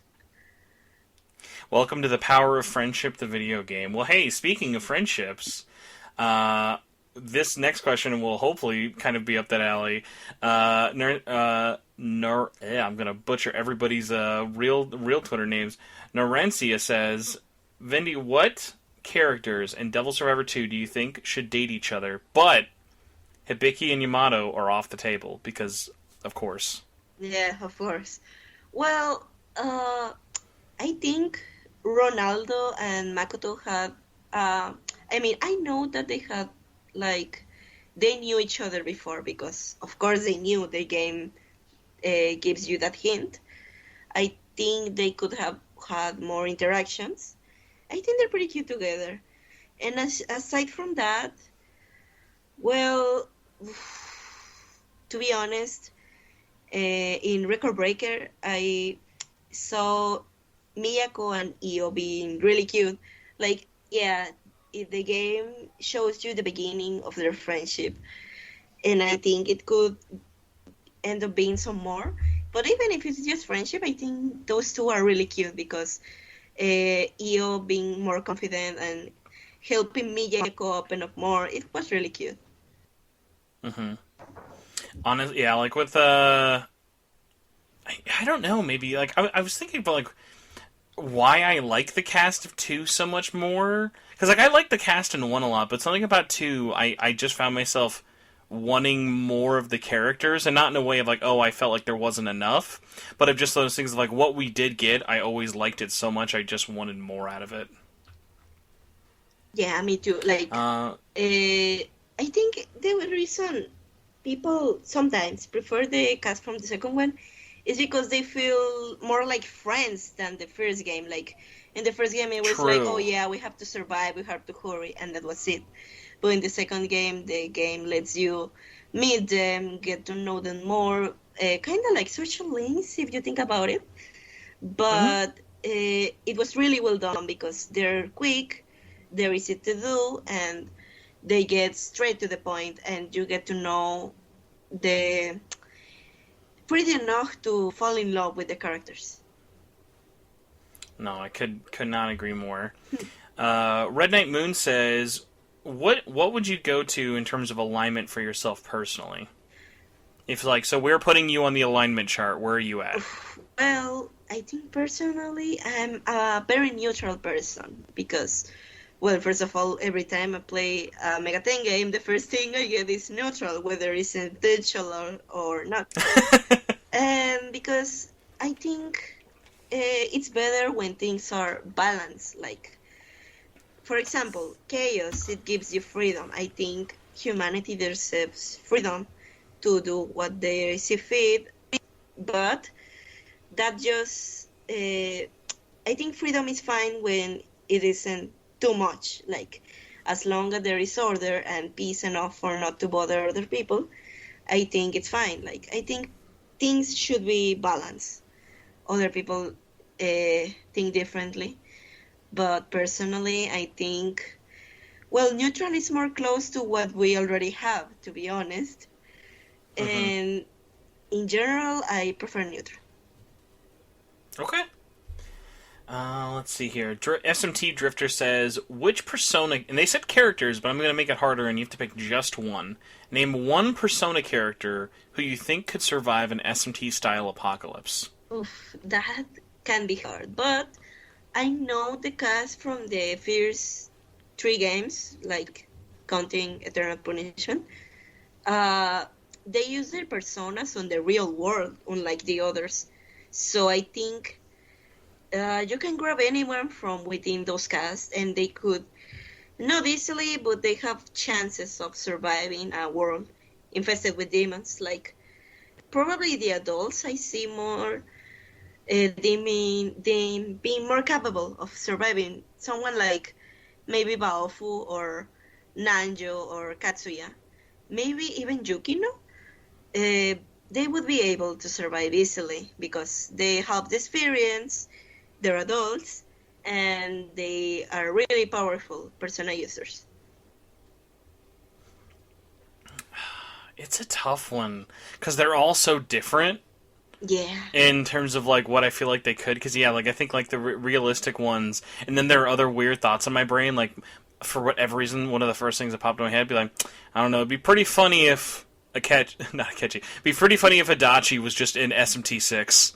He's just like, I'm an actual murdering psychopath. I think I'd be okay for a while. I mean, he's got a gun. He's got his police detective skills. He'd be pretty good for at least a little bit. I don't think he would be like, he would survive enough to be defeated by the protagonist in the first boss fight. He would last at least that long.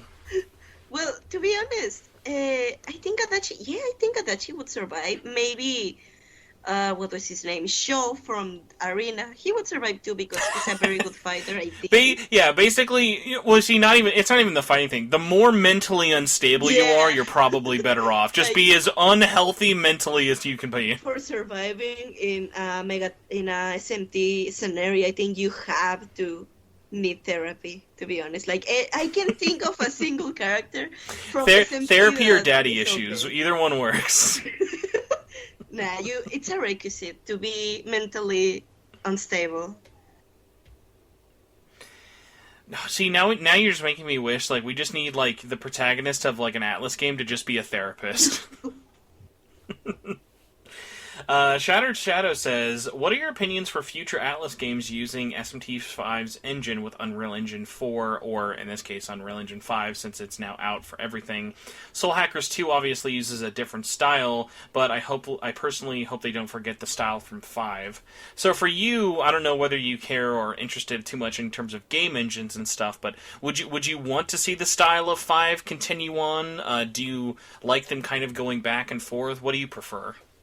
Well, I really like the engine in SMT5, especially because I don't know what Witcher Atlas did to make the game fit into the Switch and work, but like, if they keep using Unreal Engine 5, I think it would look really pretty because SMT5 look awesome.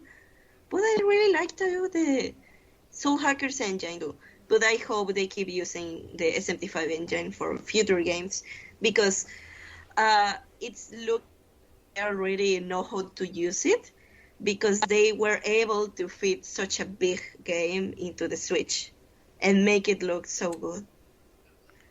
So I recently in the last week I found myself in like a weird sense of like I want to feel like I'm jealous for Atlas not doing this in a weird sense of like I kind of want them to just stick with Unreal Engine just to the fact like I want to have like a Kingdom Hearts 4 moment.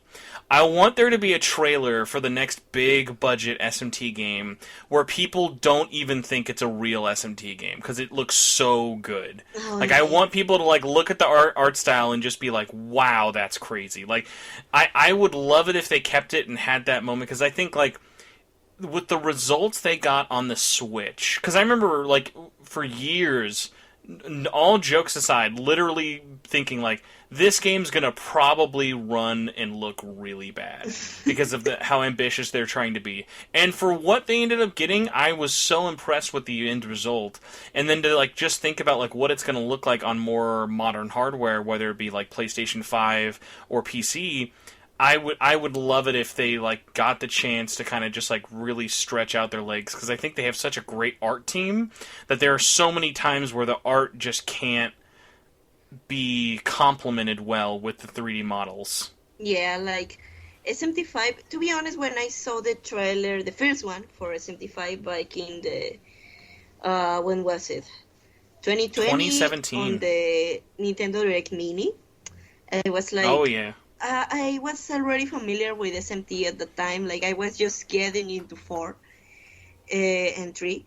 And I was like, bro, this looks so good. I can't believe this is from the same franchise of this PNG 3DS game that I'm playing. From talking with you for the last 2 hours, I'm going to be honest, I do not believe the first words out of your mouth were bro. I would love to be there and be like, bro, look at this game. No, they were. I was really impressed and I was really excited. And it didn't disappoint with the art direction is really awesome. The game looks really pretty and really well.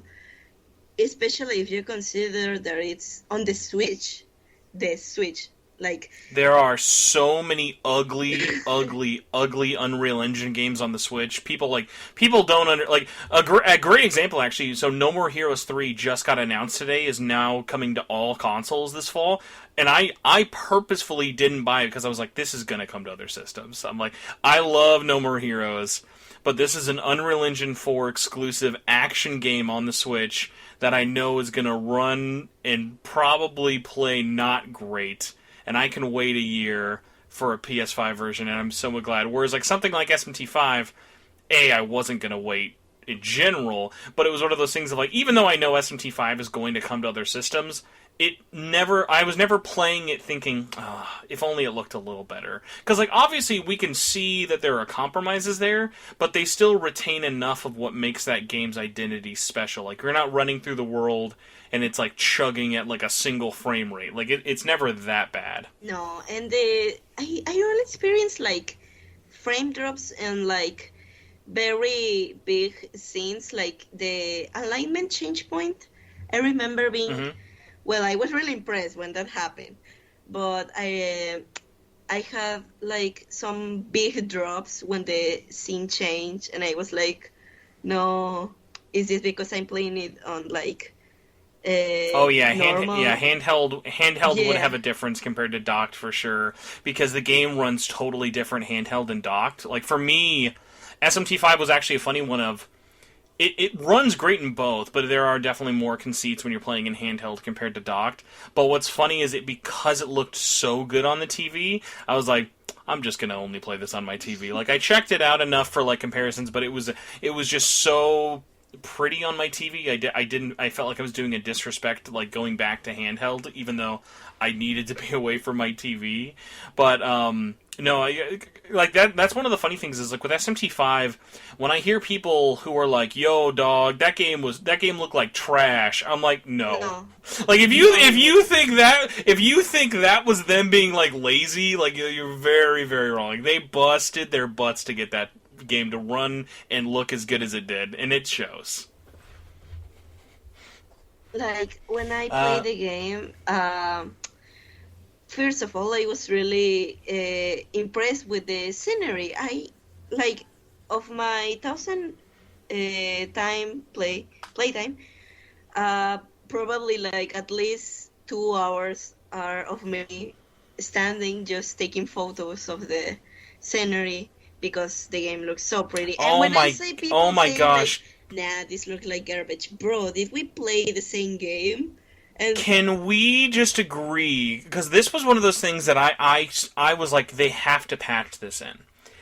This game, if it ever gets released, I'm sorry, not if, when it gets released on other consoles, if they are even half smart or aware, they have got to patch in a photo mode. yeah, This game needs a photo mode because there are so many times where I was like, I want to just show how gorgeous this game looks. And I'm glad, like, you can pretty much take screenshots of just about everything, but, like, it sometimes, like, even with the removed HUD and stuff, I just want that little bit more, like, bit of control because, yeah, the sceneries and the characters, like, there's so many times where I'm like, this looks fantastic. Even if it technically might have a low resolution or, like, is, like, at half frame rates, there's so many moments, like, I was so surprised of, like, if I looked at my Switch photo album, it's like half just screenshots from this game. so, like if you go to my gallery, you can see the full game like at least 4 whole times of all the screenshots I always take. Like when Ogami popped up on the screen, I was like, oh yeah, time to spam that button. And I ran out of space of all the screenshots I took. It is kind of fun. Like that was one of the fun things I did before launch. I did like a AMA for the game. Like the day before launch, I basically collected all of my screenshots up until like the first 5 hours of the game. And I just did a slideshow of my screenshots and had people ask questions because I took so many screenshots, it was basically like I'd made a slideshow Let's Play. Next question we have here is by Fenny. Fenny says, what do you think of Nozuchi? The demon. You know, the person who asked this, I know them. And every time I'm like on Twitter being like, oh yeah, ask me anything. They're like, what do you think of Nozuchi? Like, So clearly Fenny needs a Nozuchi tattoo, is what you're saying. on the forehead. Oh god. Oh, right on the forehead. No hiding it needed. You have two choices, Fenny. You get the forehead, or it has to be like a big tramp stamp, like right at your lower back. Well, I think Nozuchi, it looks silly. Like it's just like a four-ball with an elephant mouth. I think it looks silly, but I think that's pretty charming.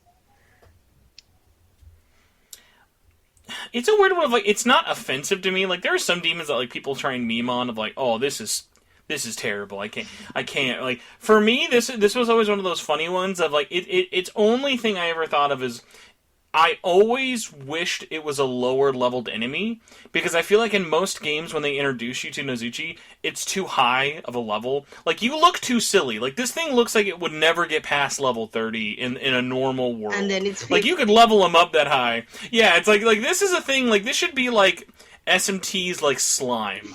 Like replace all the slimes in SMT 6 with Nozuchi. And I would be very fine with that. Because, like, I'm going to be real, slime is not threatening or funny, whereas I can look at this and think, like, that's phallic enough, I can laugh at it for a few couple of levels. Like on Nocturne, I think you can find a Nozuchi on the first area, second. And I was like, oh, so, yeah, just a silly little guy. That's it. And then you find him being level 50, one-shotting you, and I was like, bro, what is this? No, yeah, come on. Hopefully an easier question. Lily says, what is NahoBEAno's top 3 favorite drinks? I have a lot of thoughts on this, but I'd be curious, what do you think? What is your NahoBEAno's top 3 favorite drinks and why? Well, I think he likes milk. On the Demifin one-shot cup I got one when it was on discount. And aside from probably milk, I think probably water, seeing that it's the vino. And probably apple juice. I can see him enjoying apple juice. Like on Starbucks. I'm going to say right now, just because I think I literally was drinking it when I opened it, and I, for whatever reason, always tied this to it, NahoBEAno, I feel like, is one alternate universe away from being the cover mascot of a Mountain Dew flavor.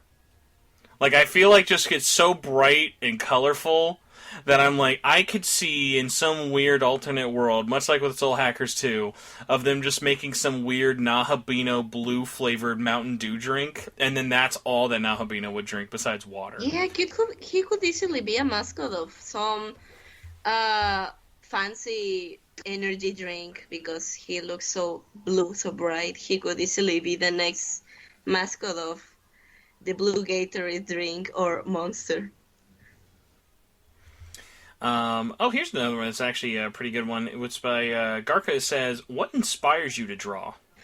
Well, to be honest, I draw mostly out of pure spite.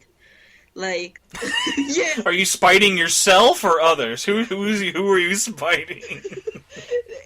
It's like, at least in this moment that I'm on the Desu brain rot, I draw because I want to see these characters have attention in this year. And to be honest, it's mostly for myself. I draw what I want to draw. But I also do it because I like expanding people's horizons. Like, for example, I got some people into Desu thanks to my drawings because they saw Naoya or Yamato and they were like, oh yeah, this character looks cool. Who are they? Oh yeah, they're from this game. Oh, cool. So that's also one of my motivations to make people get to know more these games, to be honest. And because, well, yeah, to feed myself. And I'm like, oh yeah, I have this idea, but probably no one else is gonna do it, so yeah, time to do it. What we need now is, Atlas has done this with a couple of releases where they will like commission artists for things for their like Western Twitter account. We need them to just like think of something or whatever for them just like to contact you to commission maybe 2 years from now when Devil Survivor HD collection comes out on the PlayStation 5 and PC, and they're like, Vendi, we need you to draw just the stinkiest room ever for Twitter. Can you please draw this man's stinky room for our Twitter account? Here's $10,000, and you're like, well, I have standards, but this is a good amount of money, so I better draw this man's stinky room. I would do it for free, to be honest. Oh, no, you can't admit that. No, it's true. Of course, yeah, who wouldn't want to draw that? But yeah, you have to play hardball. Yeah. Well, to be honest, speaking of Atlus commissioning artists, I remember when to be honest, drawing for big accounts, it's actually pretty scary because I have been commissioned from VTubers or people who are like, oh yeah, I'm an artist too, but I want to commission you. And I'm like, why, if you can do it yourself, if you have higher skills, why are you asking me? just because. All right, but I think like when my drawings got attention on this launch stream they did for SMT5, I got a larger following audience. And I remember being like, oh no, there's so much people. Now I'm scared. I have to like post normal stuff like a normal person. But I think it's pretty scary when a big audience from big accounts puts their eyes on you, because it has happened before. And it makes me really nervous, to be honest. But like if Atlus someday re-releases the Devil Survivor games in HD, well, I hope they contact me to draw now. Yes, dirty basement. I don't think he will ever have a room. He would live in his basement. Oh, that's true. Yeah. Atlas Japan will get back to you and they'll say, no, it's not a room. It's a gross basement. Here's the unseen concept art. We're gonna mail it to you, and you can just keep it forever as your rare collector's item. Oh, there you go. I wish. We're just gonna give you like the weirdest like collectible shrine. Like you're not gonna get any of like the like hard to find stuff. You're just gonna get all the stuff that like no one would ever think of. Like for me, like my like white whale is like such a nerdy Spencer thing. But like my big thing, if I could ever get I would die happy with my Atlas collection, is like I just want so when you make a steelbook, they do test prints of it's just on a flat sheet of metal. It's the art totally flat out, but it's not cut out or put on a plastic case.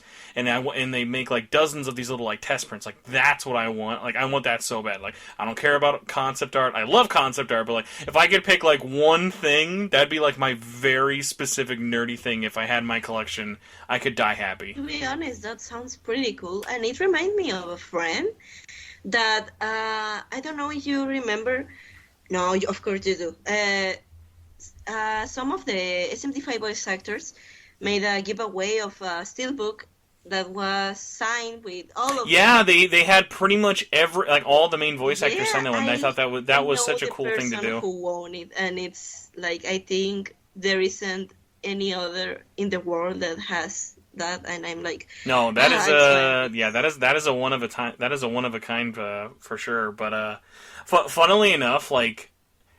That was an interesting one of like I'm really picky about whenever like I'm not one of those people who like if I go to a convention and I see a voice actor like I wouldn't like it like if I saw Casey in person, which actually I think I'm assuming if the world doesn't blow up I think I'm going to see them this summer.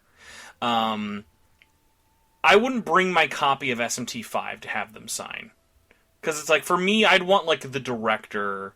Or like someone like who like worked on the game. For the steelbook, considering like most of those voice actors like signed on their character, that one makes a lot more sense to me. But like whenever like I'll see people who will be like, oh, I got this one voice actor who's one voice in this one game to sign the cover. I'm like that, like hey, like you do your thing. This would be my dumb thing I would do. I would bring my Beano to Casey, and I would lift up their little bangs, like you know how they have like the little bangs that are movable. I would be like specifically sign his forehead. I want it to be like hidden by the bangs, so that if you ever lift up his bangs, you could just see Casey's signature there. Imagine, like someone is like, "Oh, you're the Beano," and they lift him up and start seeing him, and they lift his bangs, or like, "Why is your Beano like?" Yeah, why is he dirty? There's a smudge on his face. Let me tell you, by the way, so I traveled with him in January. I brought him to the airport, to a couple of states, and everything for a convention. What a fun thing to bring because of the amount of weird looks I would get. I'm just like, what is this? Too. Like, one day I was going out with some friends to get some... to buy some stuff, go eat, blah, blah. There was a little fair in my town, and there were some mechanic games on the plaza. And, well, my friends, of course, knew that I had a Beano, and they were like, oh, we want to see him someday. And I brought him in my backpack secretly. And then we were in the restaurant. They brought off the Beano. They were like, oh, yeah, so... how is the Beano? And I was like, oh yeah, he's right here. And I just got him off the back. They were like, why did you bring the vino with you? Why not? Like, I didn't have anything inside the backpack, just the vino. It's a special. I'm getting out of my prison holiday. You got to show them off like a Yeah, son. it was just a show off. Like, we waited all the day just for the mechanical games to start, and were going to buy all the seats from the carousel and put him in one of the horses, and that was just it.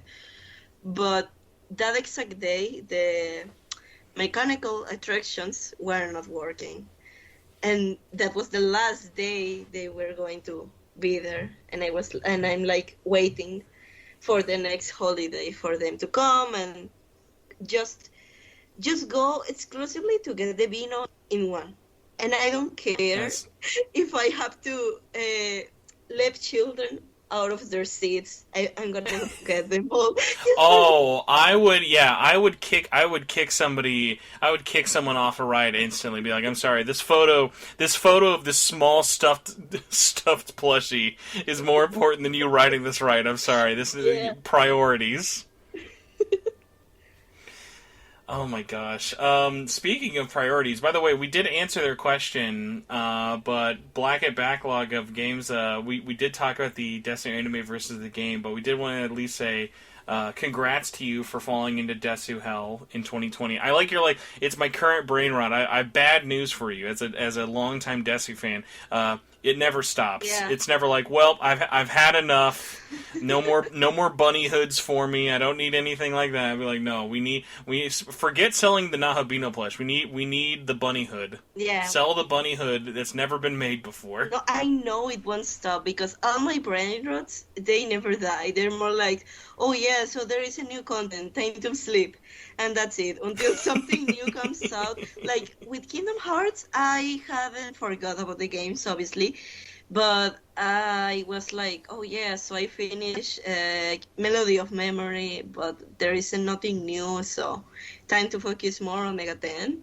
And then Kingdom Hearts 4 got announced, and I was like, oh well, time to How abandon dare Mega you 10. at the 2 hour mark drop casually the fact that you also like Kingdom Hearts. That is you've done a dangerous thing. I'm gonna have to finish the rest of this show biting my tongue because I'd just be like, can we just talk about Kingdom Hearts 3 Sora in Melody of Memories looking like a PlayStation 2 model is one of the funniest things in my life I've Yeah, ever he seen. looks so silly. Like he looks so out of place. It's so weird. It's so weird. Like, we were already used to seeing him in the new engine, and then they were like, "Oh yeah, time to reuse the PS." Oh my god! Like, Now that I'm thinking about that, we need Atlas to do the same. Imagine they drop Unreal Engine and they need to port SMT5, and they're like, "All right, guys, we're gonna port NahoBEAno in the Persona 5 engine." How weird they would no, look. no, even worse, in the PS2 Nocturne engine. Imagine. This is not the HD remaster we expected, but it's the one we deserve. So Yeah. thank you, Atlas. Sin says, Vendi, what is something you want to draw but fear it wouldn't fit your brand? By the way, that's one of my favorite things when people are like they think of themselves as a brand. I like that because I have friends who'd be like, oh man, I want to talk about XYZ or something, but it's not good for my brand. I'm like, I don't think. I always think it was it's the brand, the personal brand. So the Vendi brand, is there anything you want to do but you're afraid you can't? Well, I'm not really afraid of drawing anything because, well, I'm a multi-fandom account, so I draw just what goes through my mind. But if there is one thing I never draw, and I want to, it's mostly anime stuff, because since I'm more of a video game account, I never draw anime stuff. And also, the Finance of Phrase franchise, I know a lot of people don't like it nowadays, but since I grew up with it, I would really like to. Wait, sorry, my thing kind of cut out a little bit. The what franchise? The Five Nights at Freddy's, FNAF. Oh, Five Nights at Freddy's. It cut out, and I thought you said Final Fantasy, and I'm like, how is the Final Fantasy? I like it too. I never draw Five Nights at Final Fantasy should be your next fan art, clearly. Oh god, Freddy Fazbear with the Rootbuster sword. Oh my god. I mean, there's already an RPG. We already have the Pizzeria Simulator RPG there. Yeah. Now all we need is making some god or some attractive white hair guy the final boss. Little do we all know, Five Nights at Freddy's Security Breach is actually Final Fantasy 16, but Square Enix won't let you know that yet. It's part of the lore. It's a secret in voices. Like they think you don't know, but I think we already know that. So like now you've just basically dared someone to like a week after this episode comes out, I'm expecting someone to DM you and be like, "Excuse me, I'd like to commission some FNAF art, please." Oh god. Well, I can draw FNAF since before learning how to draw humans, I learned how to draw animatronics. But to be honest, it's been years since I drew a piece for FNAF. Like, oh man, I can't even remember when was the last time I drew something for FNAF. That is kind of funny. Like that actually weirdly though does like match like the Scott Cawthon thing of like Scott Cawthon very bad at drawing humans and animals. So he's like, I better do animatronics then. I follow the Scott way. Also, sorry, Sin also said, where is my... I have to just say this last part just because this word hurt my brain.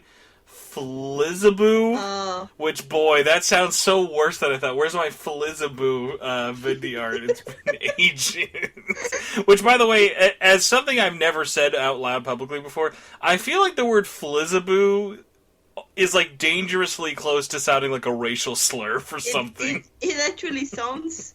It could sound like an insult, to be honest.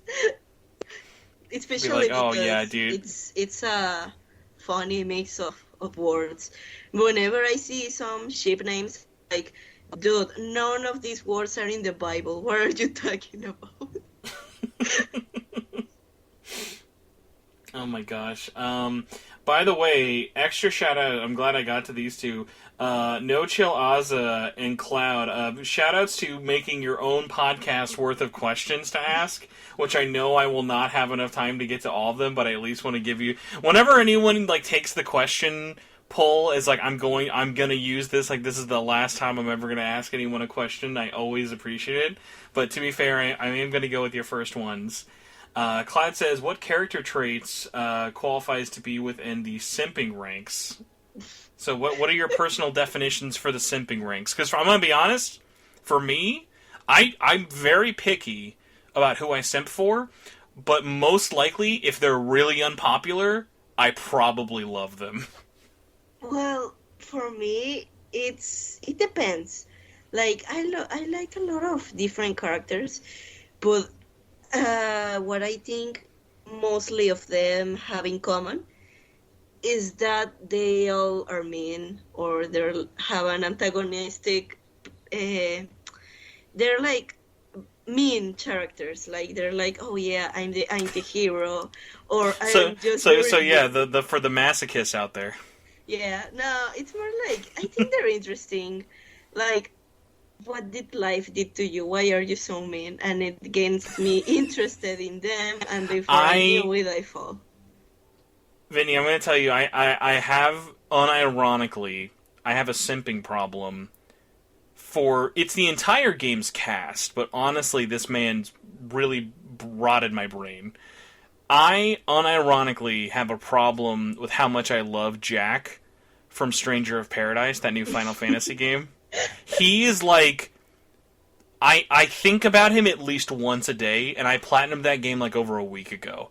Like, I'll just be sitting there. Like, I remember like, when Kingdom Hearts 4 came out, within 24 hours, one of my first thoughts were, I hope Jack's in that game. Yeah. I hope for no reason. Me too, because, like, I haven't played Stranger of Paradise because I can't. But I have seen so much stuff. Well, you could put it on your PC. You could put it on your PC and then go, oh my god, this is very hard to run. Yeah. No, I wouldn't even try to do that. It would instantly give me a blue screen of the dead. I don't want to even try. The game looks really good, but I know my laptop wouldn't even handle it. Like, I had problems running Devil May Cry 5. I had a lot of problems. But I really want to play Stranger of Paradise someday, especially because I see a lot of people saying that, oh yeah, Jack is the embodiment of someone who skips through the cinematics of the game, and it's just like, oh yeah, I'm just gonna kill this guy straight to the point. I'm gonna be honest, like, and by the way, shout out to everyone in that game being the easiest character ever to cosplay. Yeah. Everyone in that game has got like a $10 cosplay. Like, what's funny is, like, with everyone's items in that game, you can get rid of their default outfit because they have no stat bonus, no defense, no nothing. All their default costume, the game expects you to never wear it after you unlock the character. I never got rid of them just because it was like, in your item list of, here's my mythical sword, my armor, my helmet, my cape. Oh, here's my white shoes. Here's my yoga pants. Here's my H&M t-shirt. I'm never gonna be able to get rid of these. Like, so it's like so funny of like the hardest part about Jack would just be like, I would need to give myself a haircut, and then I pretty much got it. It's just like the least amount of work possible. Yeah, they're just so some good. Dudes fighting to kill chaos, and that's it. Like, no armor, no funny stuff, nothing. They're just some guys, and I think that's pretty funny because in Final Fantasy standards, everyone looks like, oh yeah, very fancy clothes, like a lot of useless bells and crap. And then we have Strangers of Paradise with just a t-shirt and some pants, and that's it. What the craziest part is, so Nomura, the only thing he really did in this game was he did the character designs. Yeah. And I'm like, how? Like, did he do this as a bet? Was he like, people were like, I bet you can't make a character without any belts. And I'll be like, I'll do you one better. I'm going to make a character that looks like they're not even from Final Fantasy. And he succeeded. Because, like, out of all the interviews he's done, he's talked about the story, the development, the lore. Like, someone needs to sit him down and just go, Nomura, I know you really didn't do that much work in this game, but just put us through your mindscape. Like, maybe he was just having he was just like in a really, like, this was his first game he did in quarantine. Maybe he was just like, I gotta do something different, man. The world's in a weird place. I'm gonna make the least Final Fantasy character ever, and then somehow everyone's going to unironically love him. Yeah, like, I think I remember reading something Nomura said about that he wanted to give the characters a more Western approach, like, wherein he wanted them to look like more Western. That's why he gave Jack that haircut. But still, it makes it really weird because a lot of Western games are like, oh yeah, we're gonna give the characters some fancy clothes that are very hard to draw and cosplay just to make people suffer. And then Nomura was like, oh yeah, so I have to make them look more Western. I'm just gonna throw some dudes into the game, and that's it. And I mean, hey, shout out as well to the two girls in the cast as well. Like Sophia and Noelle are like very like equally. They're as basic for girls to do as like all the guys are as well. So it's like we've got everybody covered. Like, because it would have been funny if like all the girls were all dolled up, but it's like no, like literally they have two clothing items. One's in a dress and one's wearing like jeggings. Like, they're fine. Like, they did not try that hard either. It was like, it don't matter. We're gonna put a cape over this, so we're all good there. But back to, I promise, is not the Final Fantasy podcast as much as I tried to be. Hard question time though for you. Catistria says, dunk take time. Who do you send into the dunk tank? Naoya or Yamato? You can only choose one. Just one. I think Naoya, to be honest. Followed up a kind of similar thing by No Chill Aza says, please explain in detail. No quick answer. Please explain in detail. We've already kind of talked over about why you feel about both characters, but this one hit close to home for me. How would Naoya and Yamato work as retailers, like as retail workers? What would their life be? I'm imagining, like, in my brain, like, Naoya works at like a Lawson. like the night shift probably, and then like Yamato like maybe works at like a bookstore, but all he does is like clean up the rental like areas. Like none of them have exciting retail jobs. I think I like more to imagine him working at a convenience store or some McDonald's because I think that that has less class than working on, I don't know, a library. So I would like to see them doing mundane stuff. I think it would be funny if both of them were assigned to the client attention. Like, oh yeah, so this client is complaining with the cashier. It's your turn to go and clarify it. Like, I can imagine both of them being very mean. Like, I can imagine a Karen walking with the cashier, like, oh no, I asked for a different thing, but I didn't really explain what I wanted, but you had to know because you're the cashier. Because there is a lot of people who think like that. And then, like, either Yamato or Naoya being, like, just kicking them out and losing clients. Because I can't imagine them having the patience to deal with people. Maybe Yamato would have it more than Naoya, because I just think Naoya is just straight up mean, especially in his route. He's really mean. But like I think like it would be funny to see them working probably until midnight on some McDonald's or Burger King. Oh yeah, they're gonna have like the worst hours ever. Yeah, like they're not gonna of have course. any good hours. So you just always see them with dark circles, and they're like they're gonna be that person who like when you leave, you're like, should I be worried or should I write like a 1-star review? No, I think if I went to McDonald's like in the middle of the night and see Yamato there with the biggest eye bags I have ever seen, and like either cleaning or attending, it would be like, are you okay? Do you get paid enough to be here? And of course he would say like, no, of course not. Like, I think. See, I'm just imagining he would do that silent thing of he looks at you and just shakes his head and walks away. He doesn't even answer you. I think it would be scary to see him being the cashier. I would be scared. Oh my gosh. Here's another hard one. Smiley says, how much... Now, obviously, we would never sell our NahoBEAno, but if you had to put a price on it, how much would you sell NahoBEAno for? Oh, God. Well, if I had to, I think I would sell him for the price of a TV and a PS5. That's such a realistic answer, and I'm like sad for it. But what's funny is like I also have one that's like not really a price. Of like I've put it out there. If Atlas Japan ever followed me back, I would give away my NahoBEAno because I know that will never happen. So that way, it's like I'm putting something out there, but I know you're never gonna do it. I know. Another price I would put would be for me to do art for a Mega 10 game. Like, no, not art, just to design one character, just one. I don't care. That would be my price. Again, believably doable, which I appreciate. Nagisa Amane says, how big will your Desu shrine be? Which is funny because we were literally just talking about weird, like, collectible shrines. So, do you currently have one? Are you working on it? Is it just a mental brain rot shrine? Where are we at?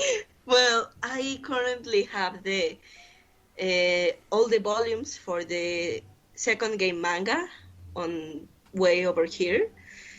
I also am planning to get the very niche, very forgotten Yamato prequel novel that is never translated, but I'm going to get it because I was gonna say, I hope you're not waiting for that to get translated. That's not coming anytime soon. I'm actually gonna get it just to scan it and probably start translating it with Google Lens just so I can understand at least a little. But like, I think people should at least have the chance of seeing it on Japanese because you can even find it like that. Of course, you can find it translated, but if it's not even like scan the original, well, there is no hope. So I guess someone has to do that. We need the Vendi audiobook version, God, so you can just read it to us no, via Google Translate. impossible. but there's an incentive if you get a certain amount of donations, you'll do character voices as well. So you have to do it in character. Oh my For God, each no, character. no. Well, good news. We have successfully navigated Twitter, which was the majority of the questions, and I know we've somehow gone for a horrendously long amount of time. So I first want to apologize that we're almost 2.5 hours into this, but we are almost done with questions. If you still have some time. Yeah, sure. It's still pretty Okay, early thank here. you. Let me see. Our next one is by Facebook.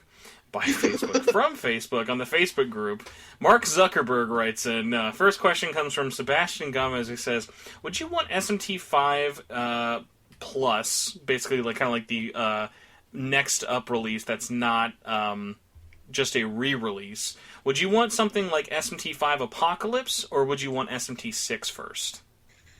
Well, I think I would rather get a new thing out of SMT5, especially because, well, we already have the characters, of course. So a lot of the complaints I have seen and that I agree with is that the characters have a lot of wasted potential.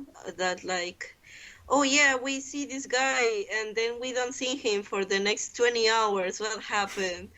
And I would like to know for Atlus to expand of them, especially Koshimizu and Atsuta.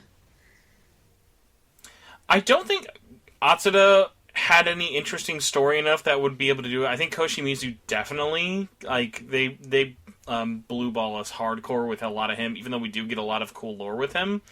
But I feel like and I know they would never do this, especially with a side character, if they had to be really lazy and just reuse all the assets but tell a new story with a set of characters we have already, I think you can make a really cool what-if story for playing as Dazai. I think if they made just a Dazai game, just because his perspective is so unique, of the because he's also just like NahoBEAno, of like, he has no idea about summoning demons at all up until then. So he has such a different perspective and everything from the Angel's point of view. I think that would be really, really cool, just so we could fill in a little bit more gaps, and then we could have a first-person segment where we take off our baseball hat and dramatic music plays, and everyone... and then we become... standing there trying to reach the same point. Like, boy, that was a moment that I was like, are you sure you didn't want to have any dialogue there? Just gonna have him look at... Oh, okay, alright, enjoy. The pros and cons of having... The pros and cons of having a silent protagonist, yeah. Which I get this video recommended to me sometimes on YouTube, and it insults me more than I know it should. It's a video that's just simply titled, NahoBEAno's Japanese voice sounds a million times better in Japanese, or than the English voice or whatever. And the only reason is because the Japanese voice is very deep and very, like, more masculine. Yeah, which are like, I have no problem with the Japanese voice acting edition, but, like, I have Casey brain rot of, like, that version was so perfect to me when I heard it, that, like, then when I hear the Japanese one, I'm like, nah, that's not my Beano. Yeah, like, it's like... like, the NahoBEAno, well, it's just a kid, like, it's 18, it's still in high school, and I think Casey's voice fits him way better than the Japanese. Like, yes, the Japanese works very well if you think in a NahoBEAno more Aogami oriented, but if you see the NahoBEAno more human oriented, definitely Casey's voice works perfectly because it's both like young, it sounds cute, and it's very like gender neutral. Mm-hmm. Luis Perez says, if Atlas were to re-release... I'm sorry, not this one. Actually, Sergey Ratzik says, have you played any of the Atelier games or the Zero Escape games? No, I haven't actually. I mean, I have heard of them, and I have them on my list, long list of, oh yeah, I have to touch this someday. But whenever I try to touch that list of very long games that I have to touch. I'm like, oh yeah, I have to start this. Anyway, it's time to replay the soup one again. Vendi, let me just tell you, the word backlog exists for a reason, because calling it the list of games that I haven't touched that I need to touch sounds a million times more inappropriate than it probably needs to. The things I haven't touched that I want to touch list. Oh god. But I 100% get you. Like, I only got into Atelier, I guess actually also Zero Escape, through playing the PlayStation Vita games. But even with those, like, I've only beat 999. And Atelier, the last one I played was Sophie 2. And there's so many. Like, that's a series that's like when you're really, like, big into RPGs and stuff, it's like, there are big series I still don't even have time for. Like, I'm sure I'd love Tales. I still haven't played all the Tales games, or even the most recent ones and stuff like that. So, like, there's just not enough time in the day, which then sucks. Like, when it's for series that, like, you're sure you'd like. Like, I just now am playing my first Fire Emblem ever, and it's like I've known for years. I'm like, I'd probably love this, but I don't have any time. Yeah. And then the thing that finally pushed me for it was when Koei Tecmo announced they were doing a Three Houses Warriors game, and I'm like, well, now I have to play it. Yeah, same happened with me with Xenoblade Chronicles 3. I was like, I had heard of the games before a lot of times, but I was like, oh yeah, this exists. Well, time to work, and that's it. But when I saw 3 being announced on the direct, I was like, when Noah appeared on the screen, the first thing I thought was like, wait, is this Flame? Oh no, it isn't. Bye. But I got really interested because of that. And the No Flynn, no bye. was strong for a while. But I haven't got to play them yet. Xenoblade is so good. I've been doing a once a month just for fun with a couple of friends on YouTube. We will, like, get together, and for years it was a joke of, like, anytime on this podcast we would talk about Xenoblade, we'd be like, oh, welcome to the Xenoblade Network podcast, because who's going to make a Xenoblade podcast? But now that Xenoblade 3 is happening, we're like, all right, fuck it, we'll make a Xenoblade podcast. So every month until the game's out, we're going to, like, talk about it and stuff, and it's just been so funny of, like, what a weirdly niche thing to do, but because, like, 3's coming out, and it's been so long since I've replayed 2, and I never finished the new release of 1. I'm like, okay, this'll help me motivate it. The summer's going to be a lot slower for games, and so, like, once I'm done with 3 Houses, and hopefully before the end of May, I'm going to boot up Xenoblade 1, and then do 2, leading up to 3. Hopefully, don't get delayed out of my birthday. So, like, that's like another one of, like, do I have time to play 3 Xenoblade games this year? God, no. Will that stop me? Also, no. Yeah, like, I plan to play both games, probably X2, like, just a month. Oh, by the way, don't forget, Nomura. Just... Nomura's got his touch in that game. Really? Oh, no. Nomura designed an entire race of people for that game. And it is so funny because they stick out like a sore thumb. You're like, you all come from Tetsuya Nomura. The rest of these are Nintendo monolith. Then Nomura, like, touched this, like, half of the game. I'm really interested in the characters because they seem pretty messy to draw. I don't ever want to try it. But well, yeah, the thing with 2, the thing with 2 is so interesting is because they implemented, like, a gacha system for the weapons, and then, like, because, like, games will do artist collaborations sometimes, but never to the level I've ever seen with the Xenoblade 2, where it's like you literally have, like, they have art from a lot of, like, big and small manga and anime artists, and then they literally, like, have some, like, really, really niche ones of, like, they have the guy who drew the cover and did the art for SMT9 has a weapon in Xenoblade. Wow. So it's really out there. Yeah.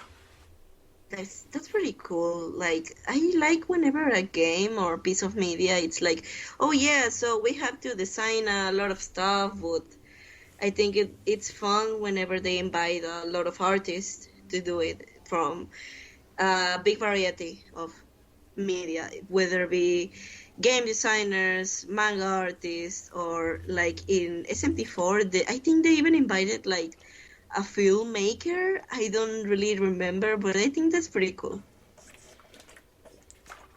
You reminded me of one of my favorite games I think about when it comes to cool art options, and I've never seen a game do this.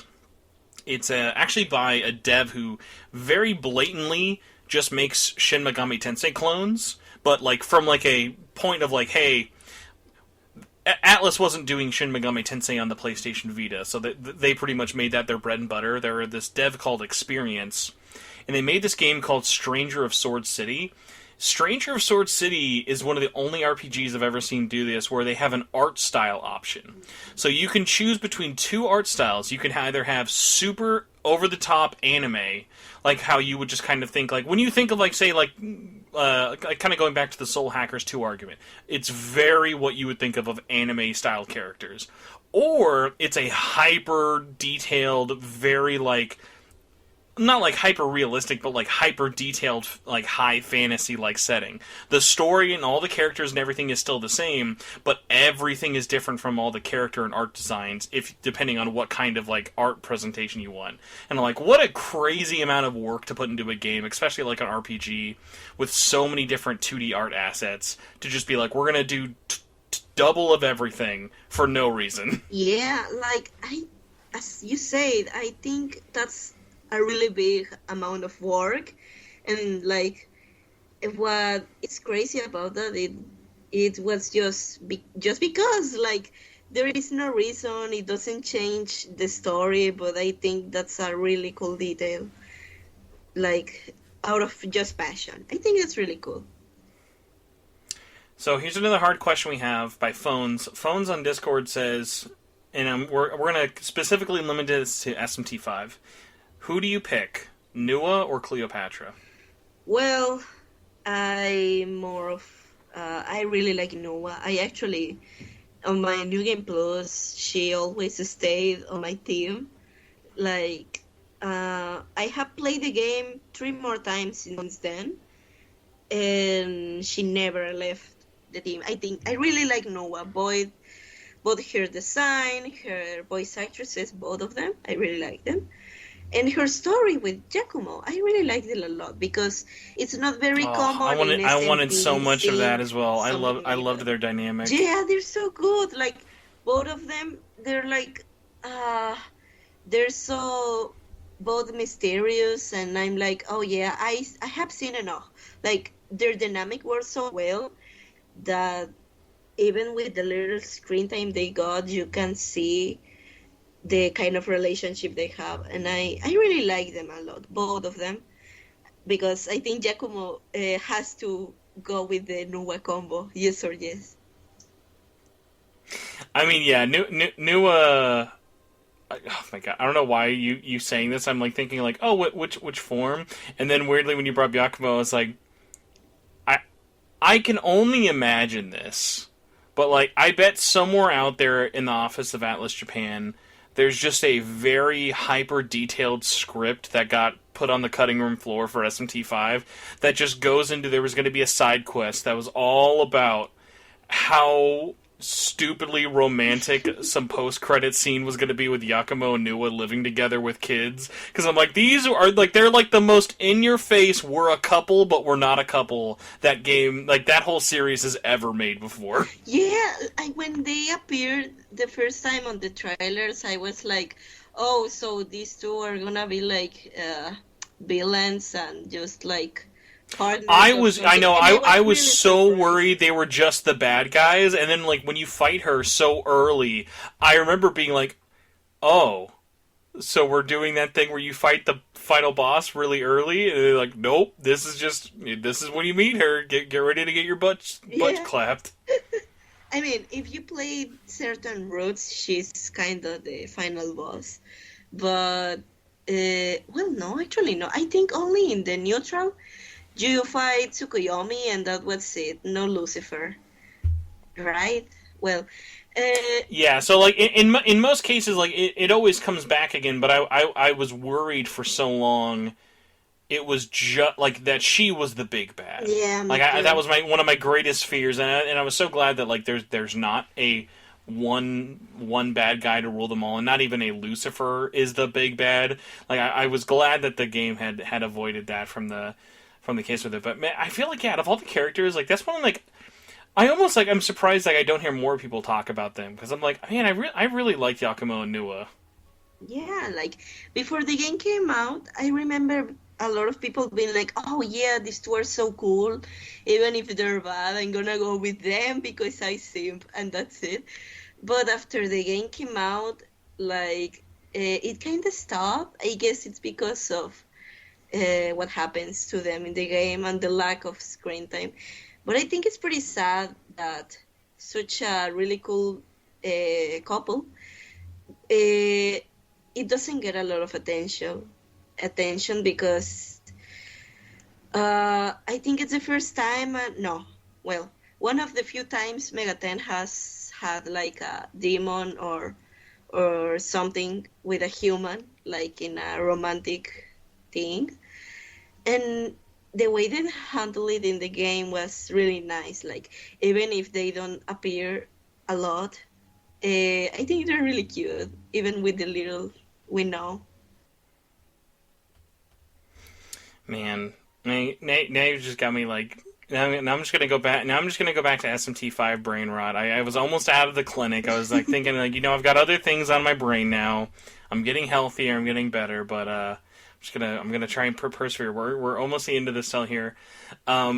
Radioactive Cosmic Ray says, "What would you say is a better starting point to get someone into SMT? Digital Devil Saga or Nocturne?" I would say for a first. As much as I think DDS is way better, I would say probably Nocturne, just because DDS is probably more intimidating to start with. Well, to be honest, it depends on what you're searching for. But if you want to get used to the difficulty of the franchise, I think Nocturne is a way better starting point. I mean, I started with Nocturne. And like it got me used to what to expect in the rest of the games. Like if you start with DDS, you're like, oh yeah, I'm gonna expect more character focused games like this one. But no, actually DDS it's way different than mainline. So I Mm-hmm. think it's better starting with Nocturne because, as I said, it teaches you what to expect from the games. No, definitely. Kirian Buckley says, "What is your biggest gaming disappointment, or what is a game that you were originally excited for but ultimately left you disappointed?" Well, I think it would be. I haven't really had to wait for a lot of games and got disappointed, but the only one that comes to mind is SMT5 at the moment, and I'm not really disappointed with it. I guess I could say that I had the fork with the meat on the front, and then Atlus said, "No, just a little bite, goodbye," and that's it. But I'm not really disappointed with it. I'm just like, uh, I was left intrigued, I guess. I wouldn't say disappointed. Okay. Yeah, it's tough because I think I'm always trying. I try and keep myself in expectations so well, and also I'm a weirdo. Like I beat Kingdom Hearts 3 and was like I loved this, and then like so like when people are like go to like Kingdom Hearts 3, like Kingdom Hearts 3 ruined my Oh, childhood. It was yeah. the worst game. It was the worst game of all time. I'm like I loved it. I'm sorry. Which I mean like hey like if you don't like it, I totally get it. But it's one of those things of like I went into that game not expecting one specific thing and was just kind of like all right I'll like go into that. Like my disappointments are I definitely have some, but I don't have any that like I didn't kind of fear or expect. Like even something like Metal Gear Solid 5. Yeah, I'm disappointed that we didn't get more of that game, but like what we had I still loved and I understood why we were missing what we didn't really have. So it's a weird one at least for me of like I think cuz even though I play so many games and I think because like I also follow like development side so much and try and have as much knowledge on it as possible, like I feel like I almost know about how this is all made too much. Like, even if, like, for something like SMT5, like, when people mention things like they're disappointed by, I'm like, I usually have an answer for that. Or it's something like Story, where personally, even though I wanted more, what was there I still really, really liked. So it's a weird one of like I'm not like that. I'm never gonna be that guy. Like how there's like some people on YouTube and stuff out there who like they make their whole life being disappointed by this one game or this one company. Like I remember that one Kingdom Hearts video that's like, oh yeah, Kingdom Hearts 3 is a waste of time. Yeah, like for that like 4-hour video on it. I'm like, man. Like it's the equivalent of like when I tell people I love Tokyo Mirage Sessions, and their first answer to me is, "Yeah, but it's not Shin Megami Tensei Cross Fire Emblem." Yeah. I'm like, what is it? I was like, come on, what is that? Like that's like being like, I can't believe this game catfished me 10 years later. It's like, hey, at the end of the day, I bought the game that was the title. The game wasn't called Tokyo Mirage Session, so I could not care less. Last question, F it, we'll just make it about Kingdom Hearts. JNC Gaming, do you think Kingdom Hearts 4... Well, here, I'll change it just so we can not be as limited by it, but when do you think Kingdom Hearts 4 will come out? Pick a year, if you will. Seeing Square Enix's background and what they have done before, I think it will take at least until 2025, at least. Oh, okay. And I'm being very hopeful. If not, I think and that's the optimistic number. Hopeful, because they already have the engine done and they are used to it. But if the theories of the people are true and they're going to use both engines from 3 and 4, I'm giving it 2027, probably. All right. I will be... Apparently, I'm the optimist. I was thinking I might be a little bit more crazy, but no. I trust Nomura's workflow. Currently, he only is really giving active attention to this as a director, and he's producing Final Fantasy VII Part 2. So, I think if nothing horrible goes wrong, I could see this come out. I think realistic... Alright, let me phrase it. I think... They, right now, if like you put a gun to Nomura's head, he would say 2024, if he had to put a date. But I bet it'll be like a last-minute delay, then makes it like a January 2025. Like, that's what I think. Yeah, I can say it being 25, to be honest. Because, Nomura is working on other things, and Square Enix has a lot of projects going on.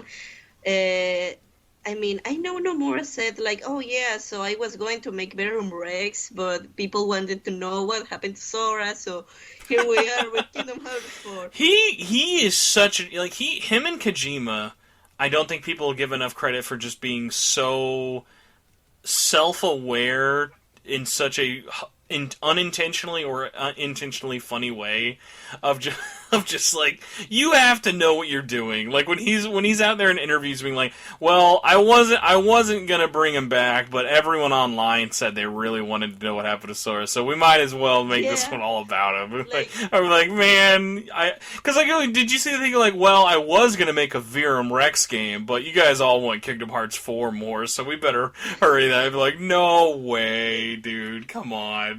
And to be honest, I have seen a lot of people being like, I wanted to see Verum Rex, but bro, you have gotten what you wanted, Kingdom Hearts 4. That'll be the collector's edition. If you buy the $250 collector's edition from Square Enix, they'll give you a second Blu-ray that's just a complete game called Verum Rex. Imagine. That would be cool. No, like getting in the limited version of Kingdom Hearts 4, just a blank CD, and you put it on your PS5, and it's just like a picture of now in development Verum Rex, and that's it. Oh my gosh, that would the only way it could be more like self-aware is if he does ever actually make a game called Verum Rex, it's like a Switch exclusive, and it looks like a little chibi game. Like that would be the only other way you could like one up how absolutely ridiculous all of that is with it. But we have trolled you all long enough because somehow Oh my gosh, what are we at now? We are dangerously close to making this a 3-hour-long podcast, and I will not leave you hostage here long enough, Vendi. So I first off want to thank you so much for coming on and jumping into the SMT brain rot dump with me and all the listeners. So thank you so much for coming on. Thank you for inviting me. This is the first time I ever do something like this, and to be honest, I was really nervous. But it was actually pretty chill, and I had a lot of fun, to be honest. So, thank you. No, yeah, thank you so much for coming on. And if you ever need another person to just have the most off-topic conversations possible, you are always welcome to come back. Just in case anyone out there doesn't know how to look at all the links below the show, where would you like people to follow you online? Well, I'm most active on Twitter, where I interact the most with people. I also have Pixiv and Instagram, but I don't really. I just go twice a month or maybe every 6 months, and I'm like, oh yeah, so here is our dump from the past year. But you can also follow me there if you want to see what I post every 6 months. Awesome. And yeah, like I said, all that stuff will be linked below, so people can go and follow you wherever they would like to click like for all those fun stuff for it. Instagram, I've talked about this with a couple of art friends. Instagram is such a weird platform for art, isn't it? Yeah, it is, because in Twitter you can expect like instant feedback, but on Instagram it's just like, oh yeah, likes, and that's pretty much it, or just some random being like, oh yeah, really pretty, oh thanks, and that's it. Yeah, the Instagram algorithm is a lot better at recommending food and cleavage than it is art, unfortunately. Yeah. Well, everybody, thank you so much for listening to this. All of our links will be below, whether you would like to join the Discord, the Facebook group, check us out on YouTube. All that stuff is always, always, always super appreciated. But, of course, got to give an extra big shout out to all the people who help keep this thing going every week on patreon.com/SMTN. If you would like to get the show early, like this episode will be up almost 3 days early for everyone, and get the show a little bit early, have exclusive giveaways, fun stuff like that. $1 or more will get you all those perks, and you can be an SMTN fan. Or if you would like me to say your name each and every week, as long as I am a good boy and don't forget it, you can be an executive producer just like Jagingus, Carlos Hernandez, Cross Renren, Grosero, Jazzy Jefferson, Cross Renren, I may have just said that, it's very late at night, Jazzy Jefferson, K. Horace, K. Shaka, Patrick Dissart, Philip Meyer, C. Show, Solaire, Cameron Sharp, and all the $1 and up patrons. Thank you all so much. It really, really helps and really makes a big difference. If you would like to join, all that stuff is always helpful. I put the funding towards hosting fees and smart purchases like, hey, it's 2022, we better buy something smart like all of the DLC from Persona 4, 3, and 5 Dancing, because that's how money should be spent.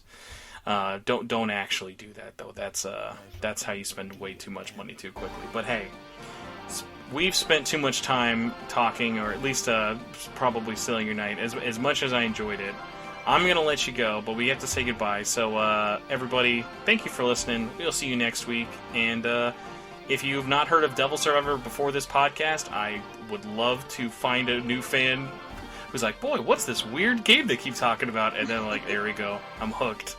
I can't escape it now. So, I'm sorry or you're welcome. That'll be my goodbye. So, see you, everybody. Bye.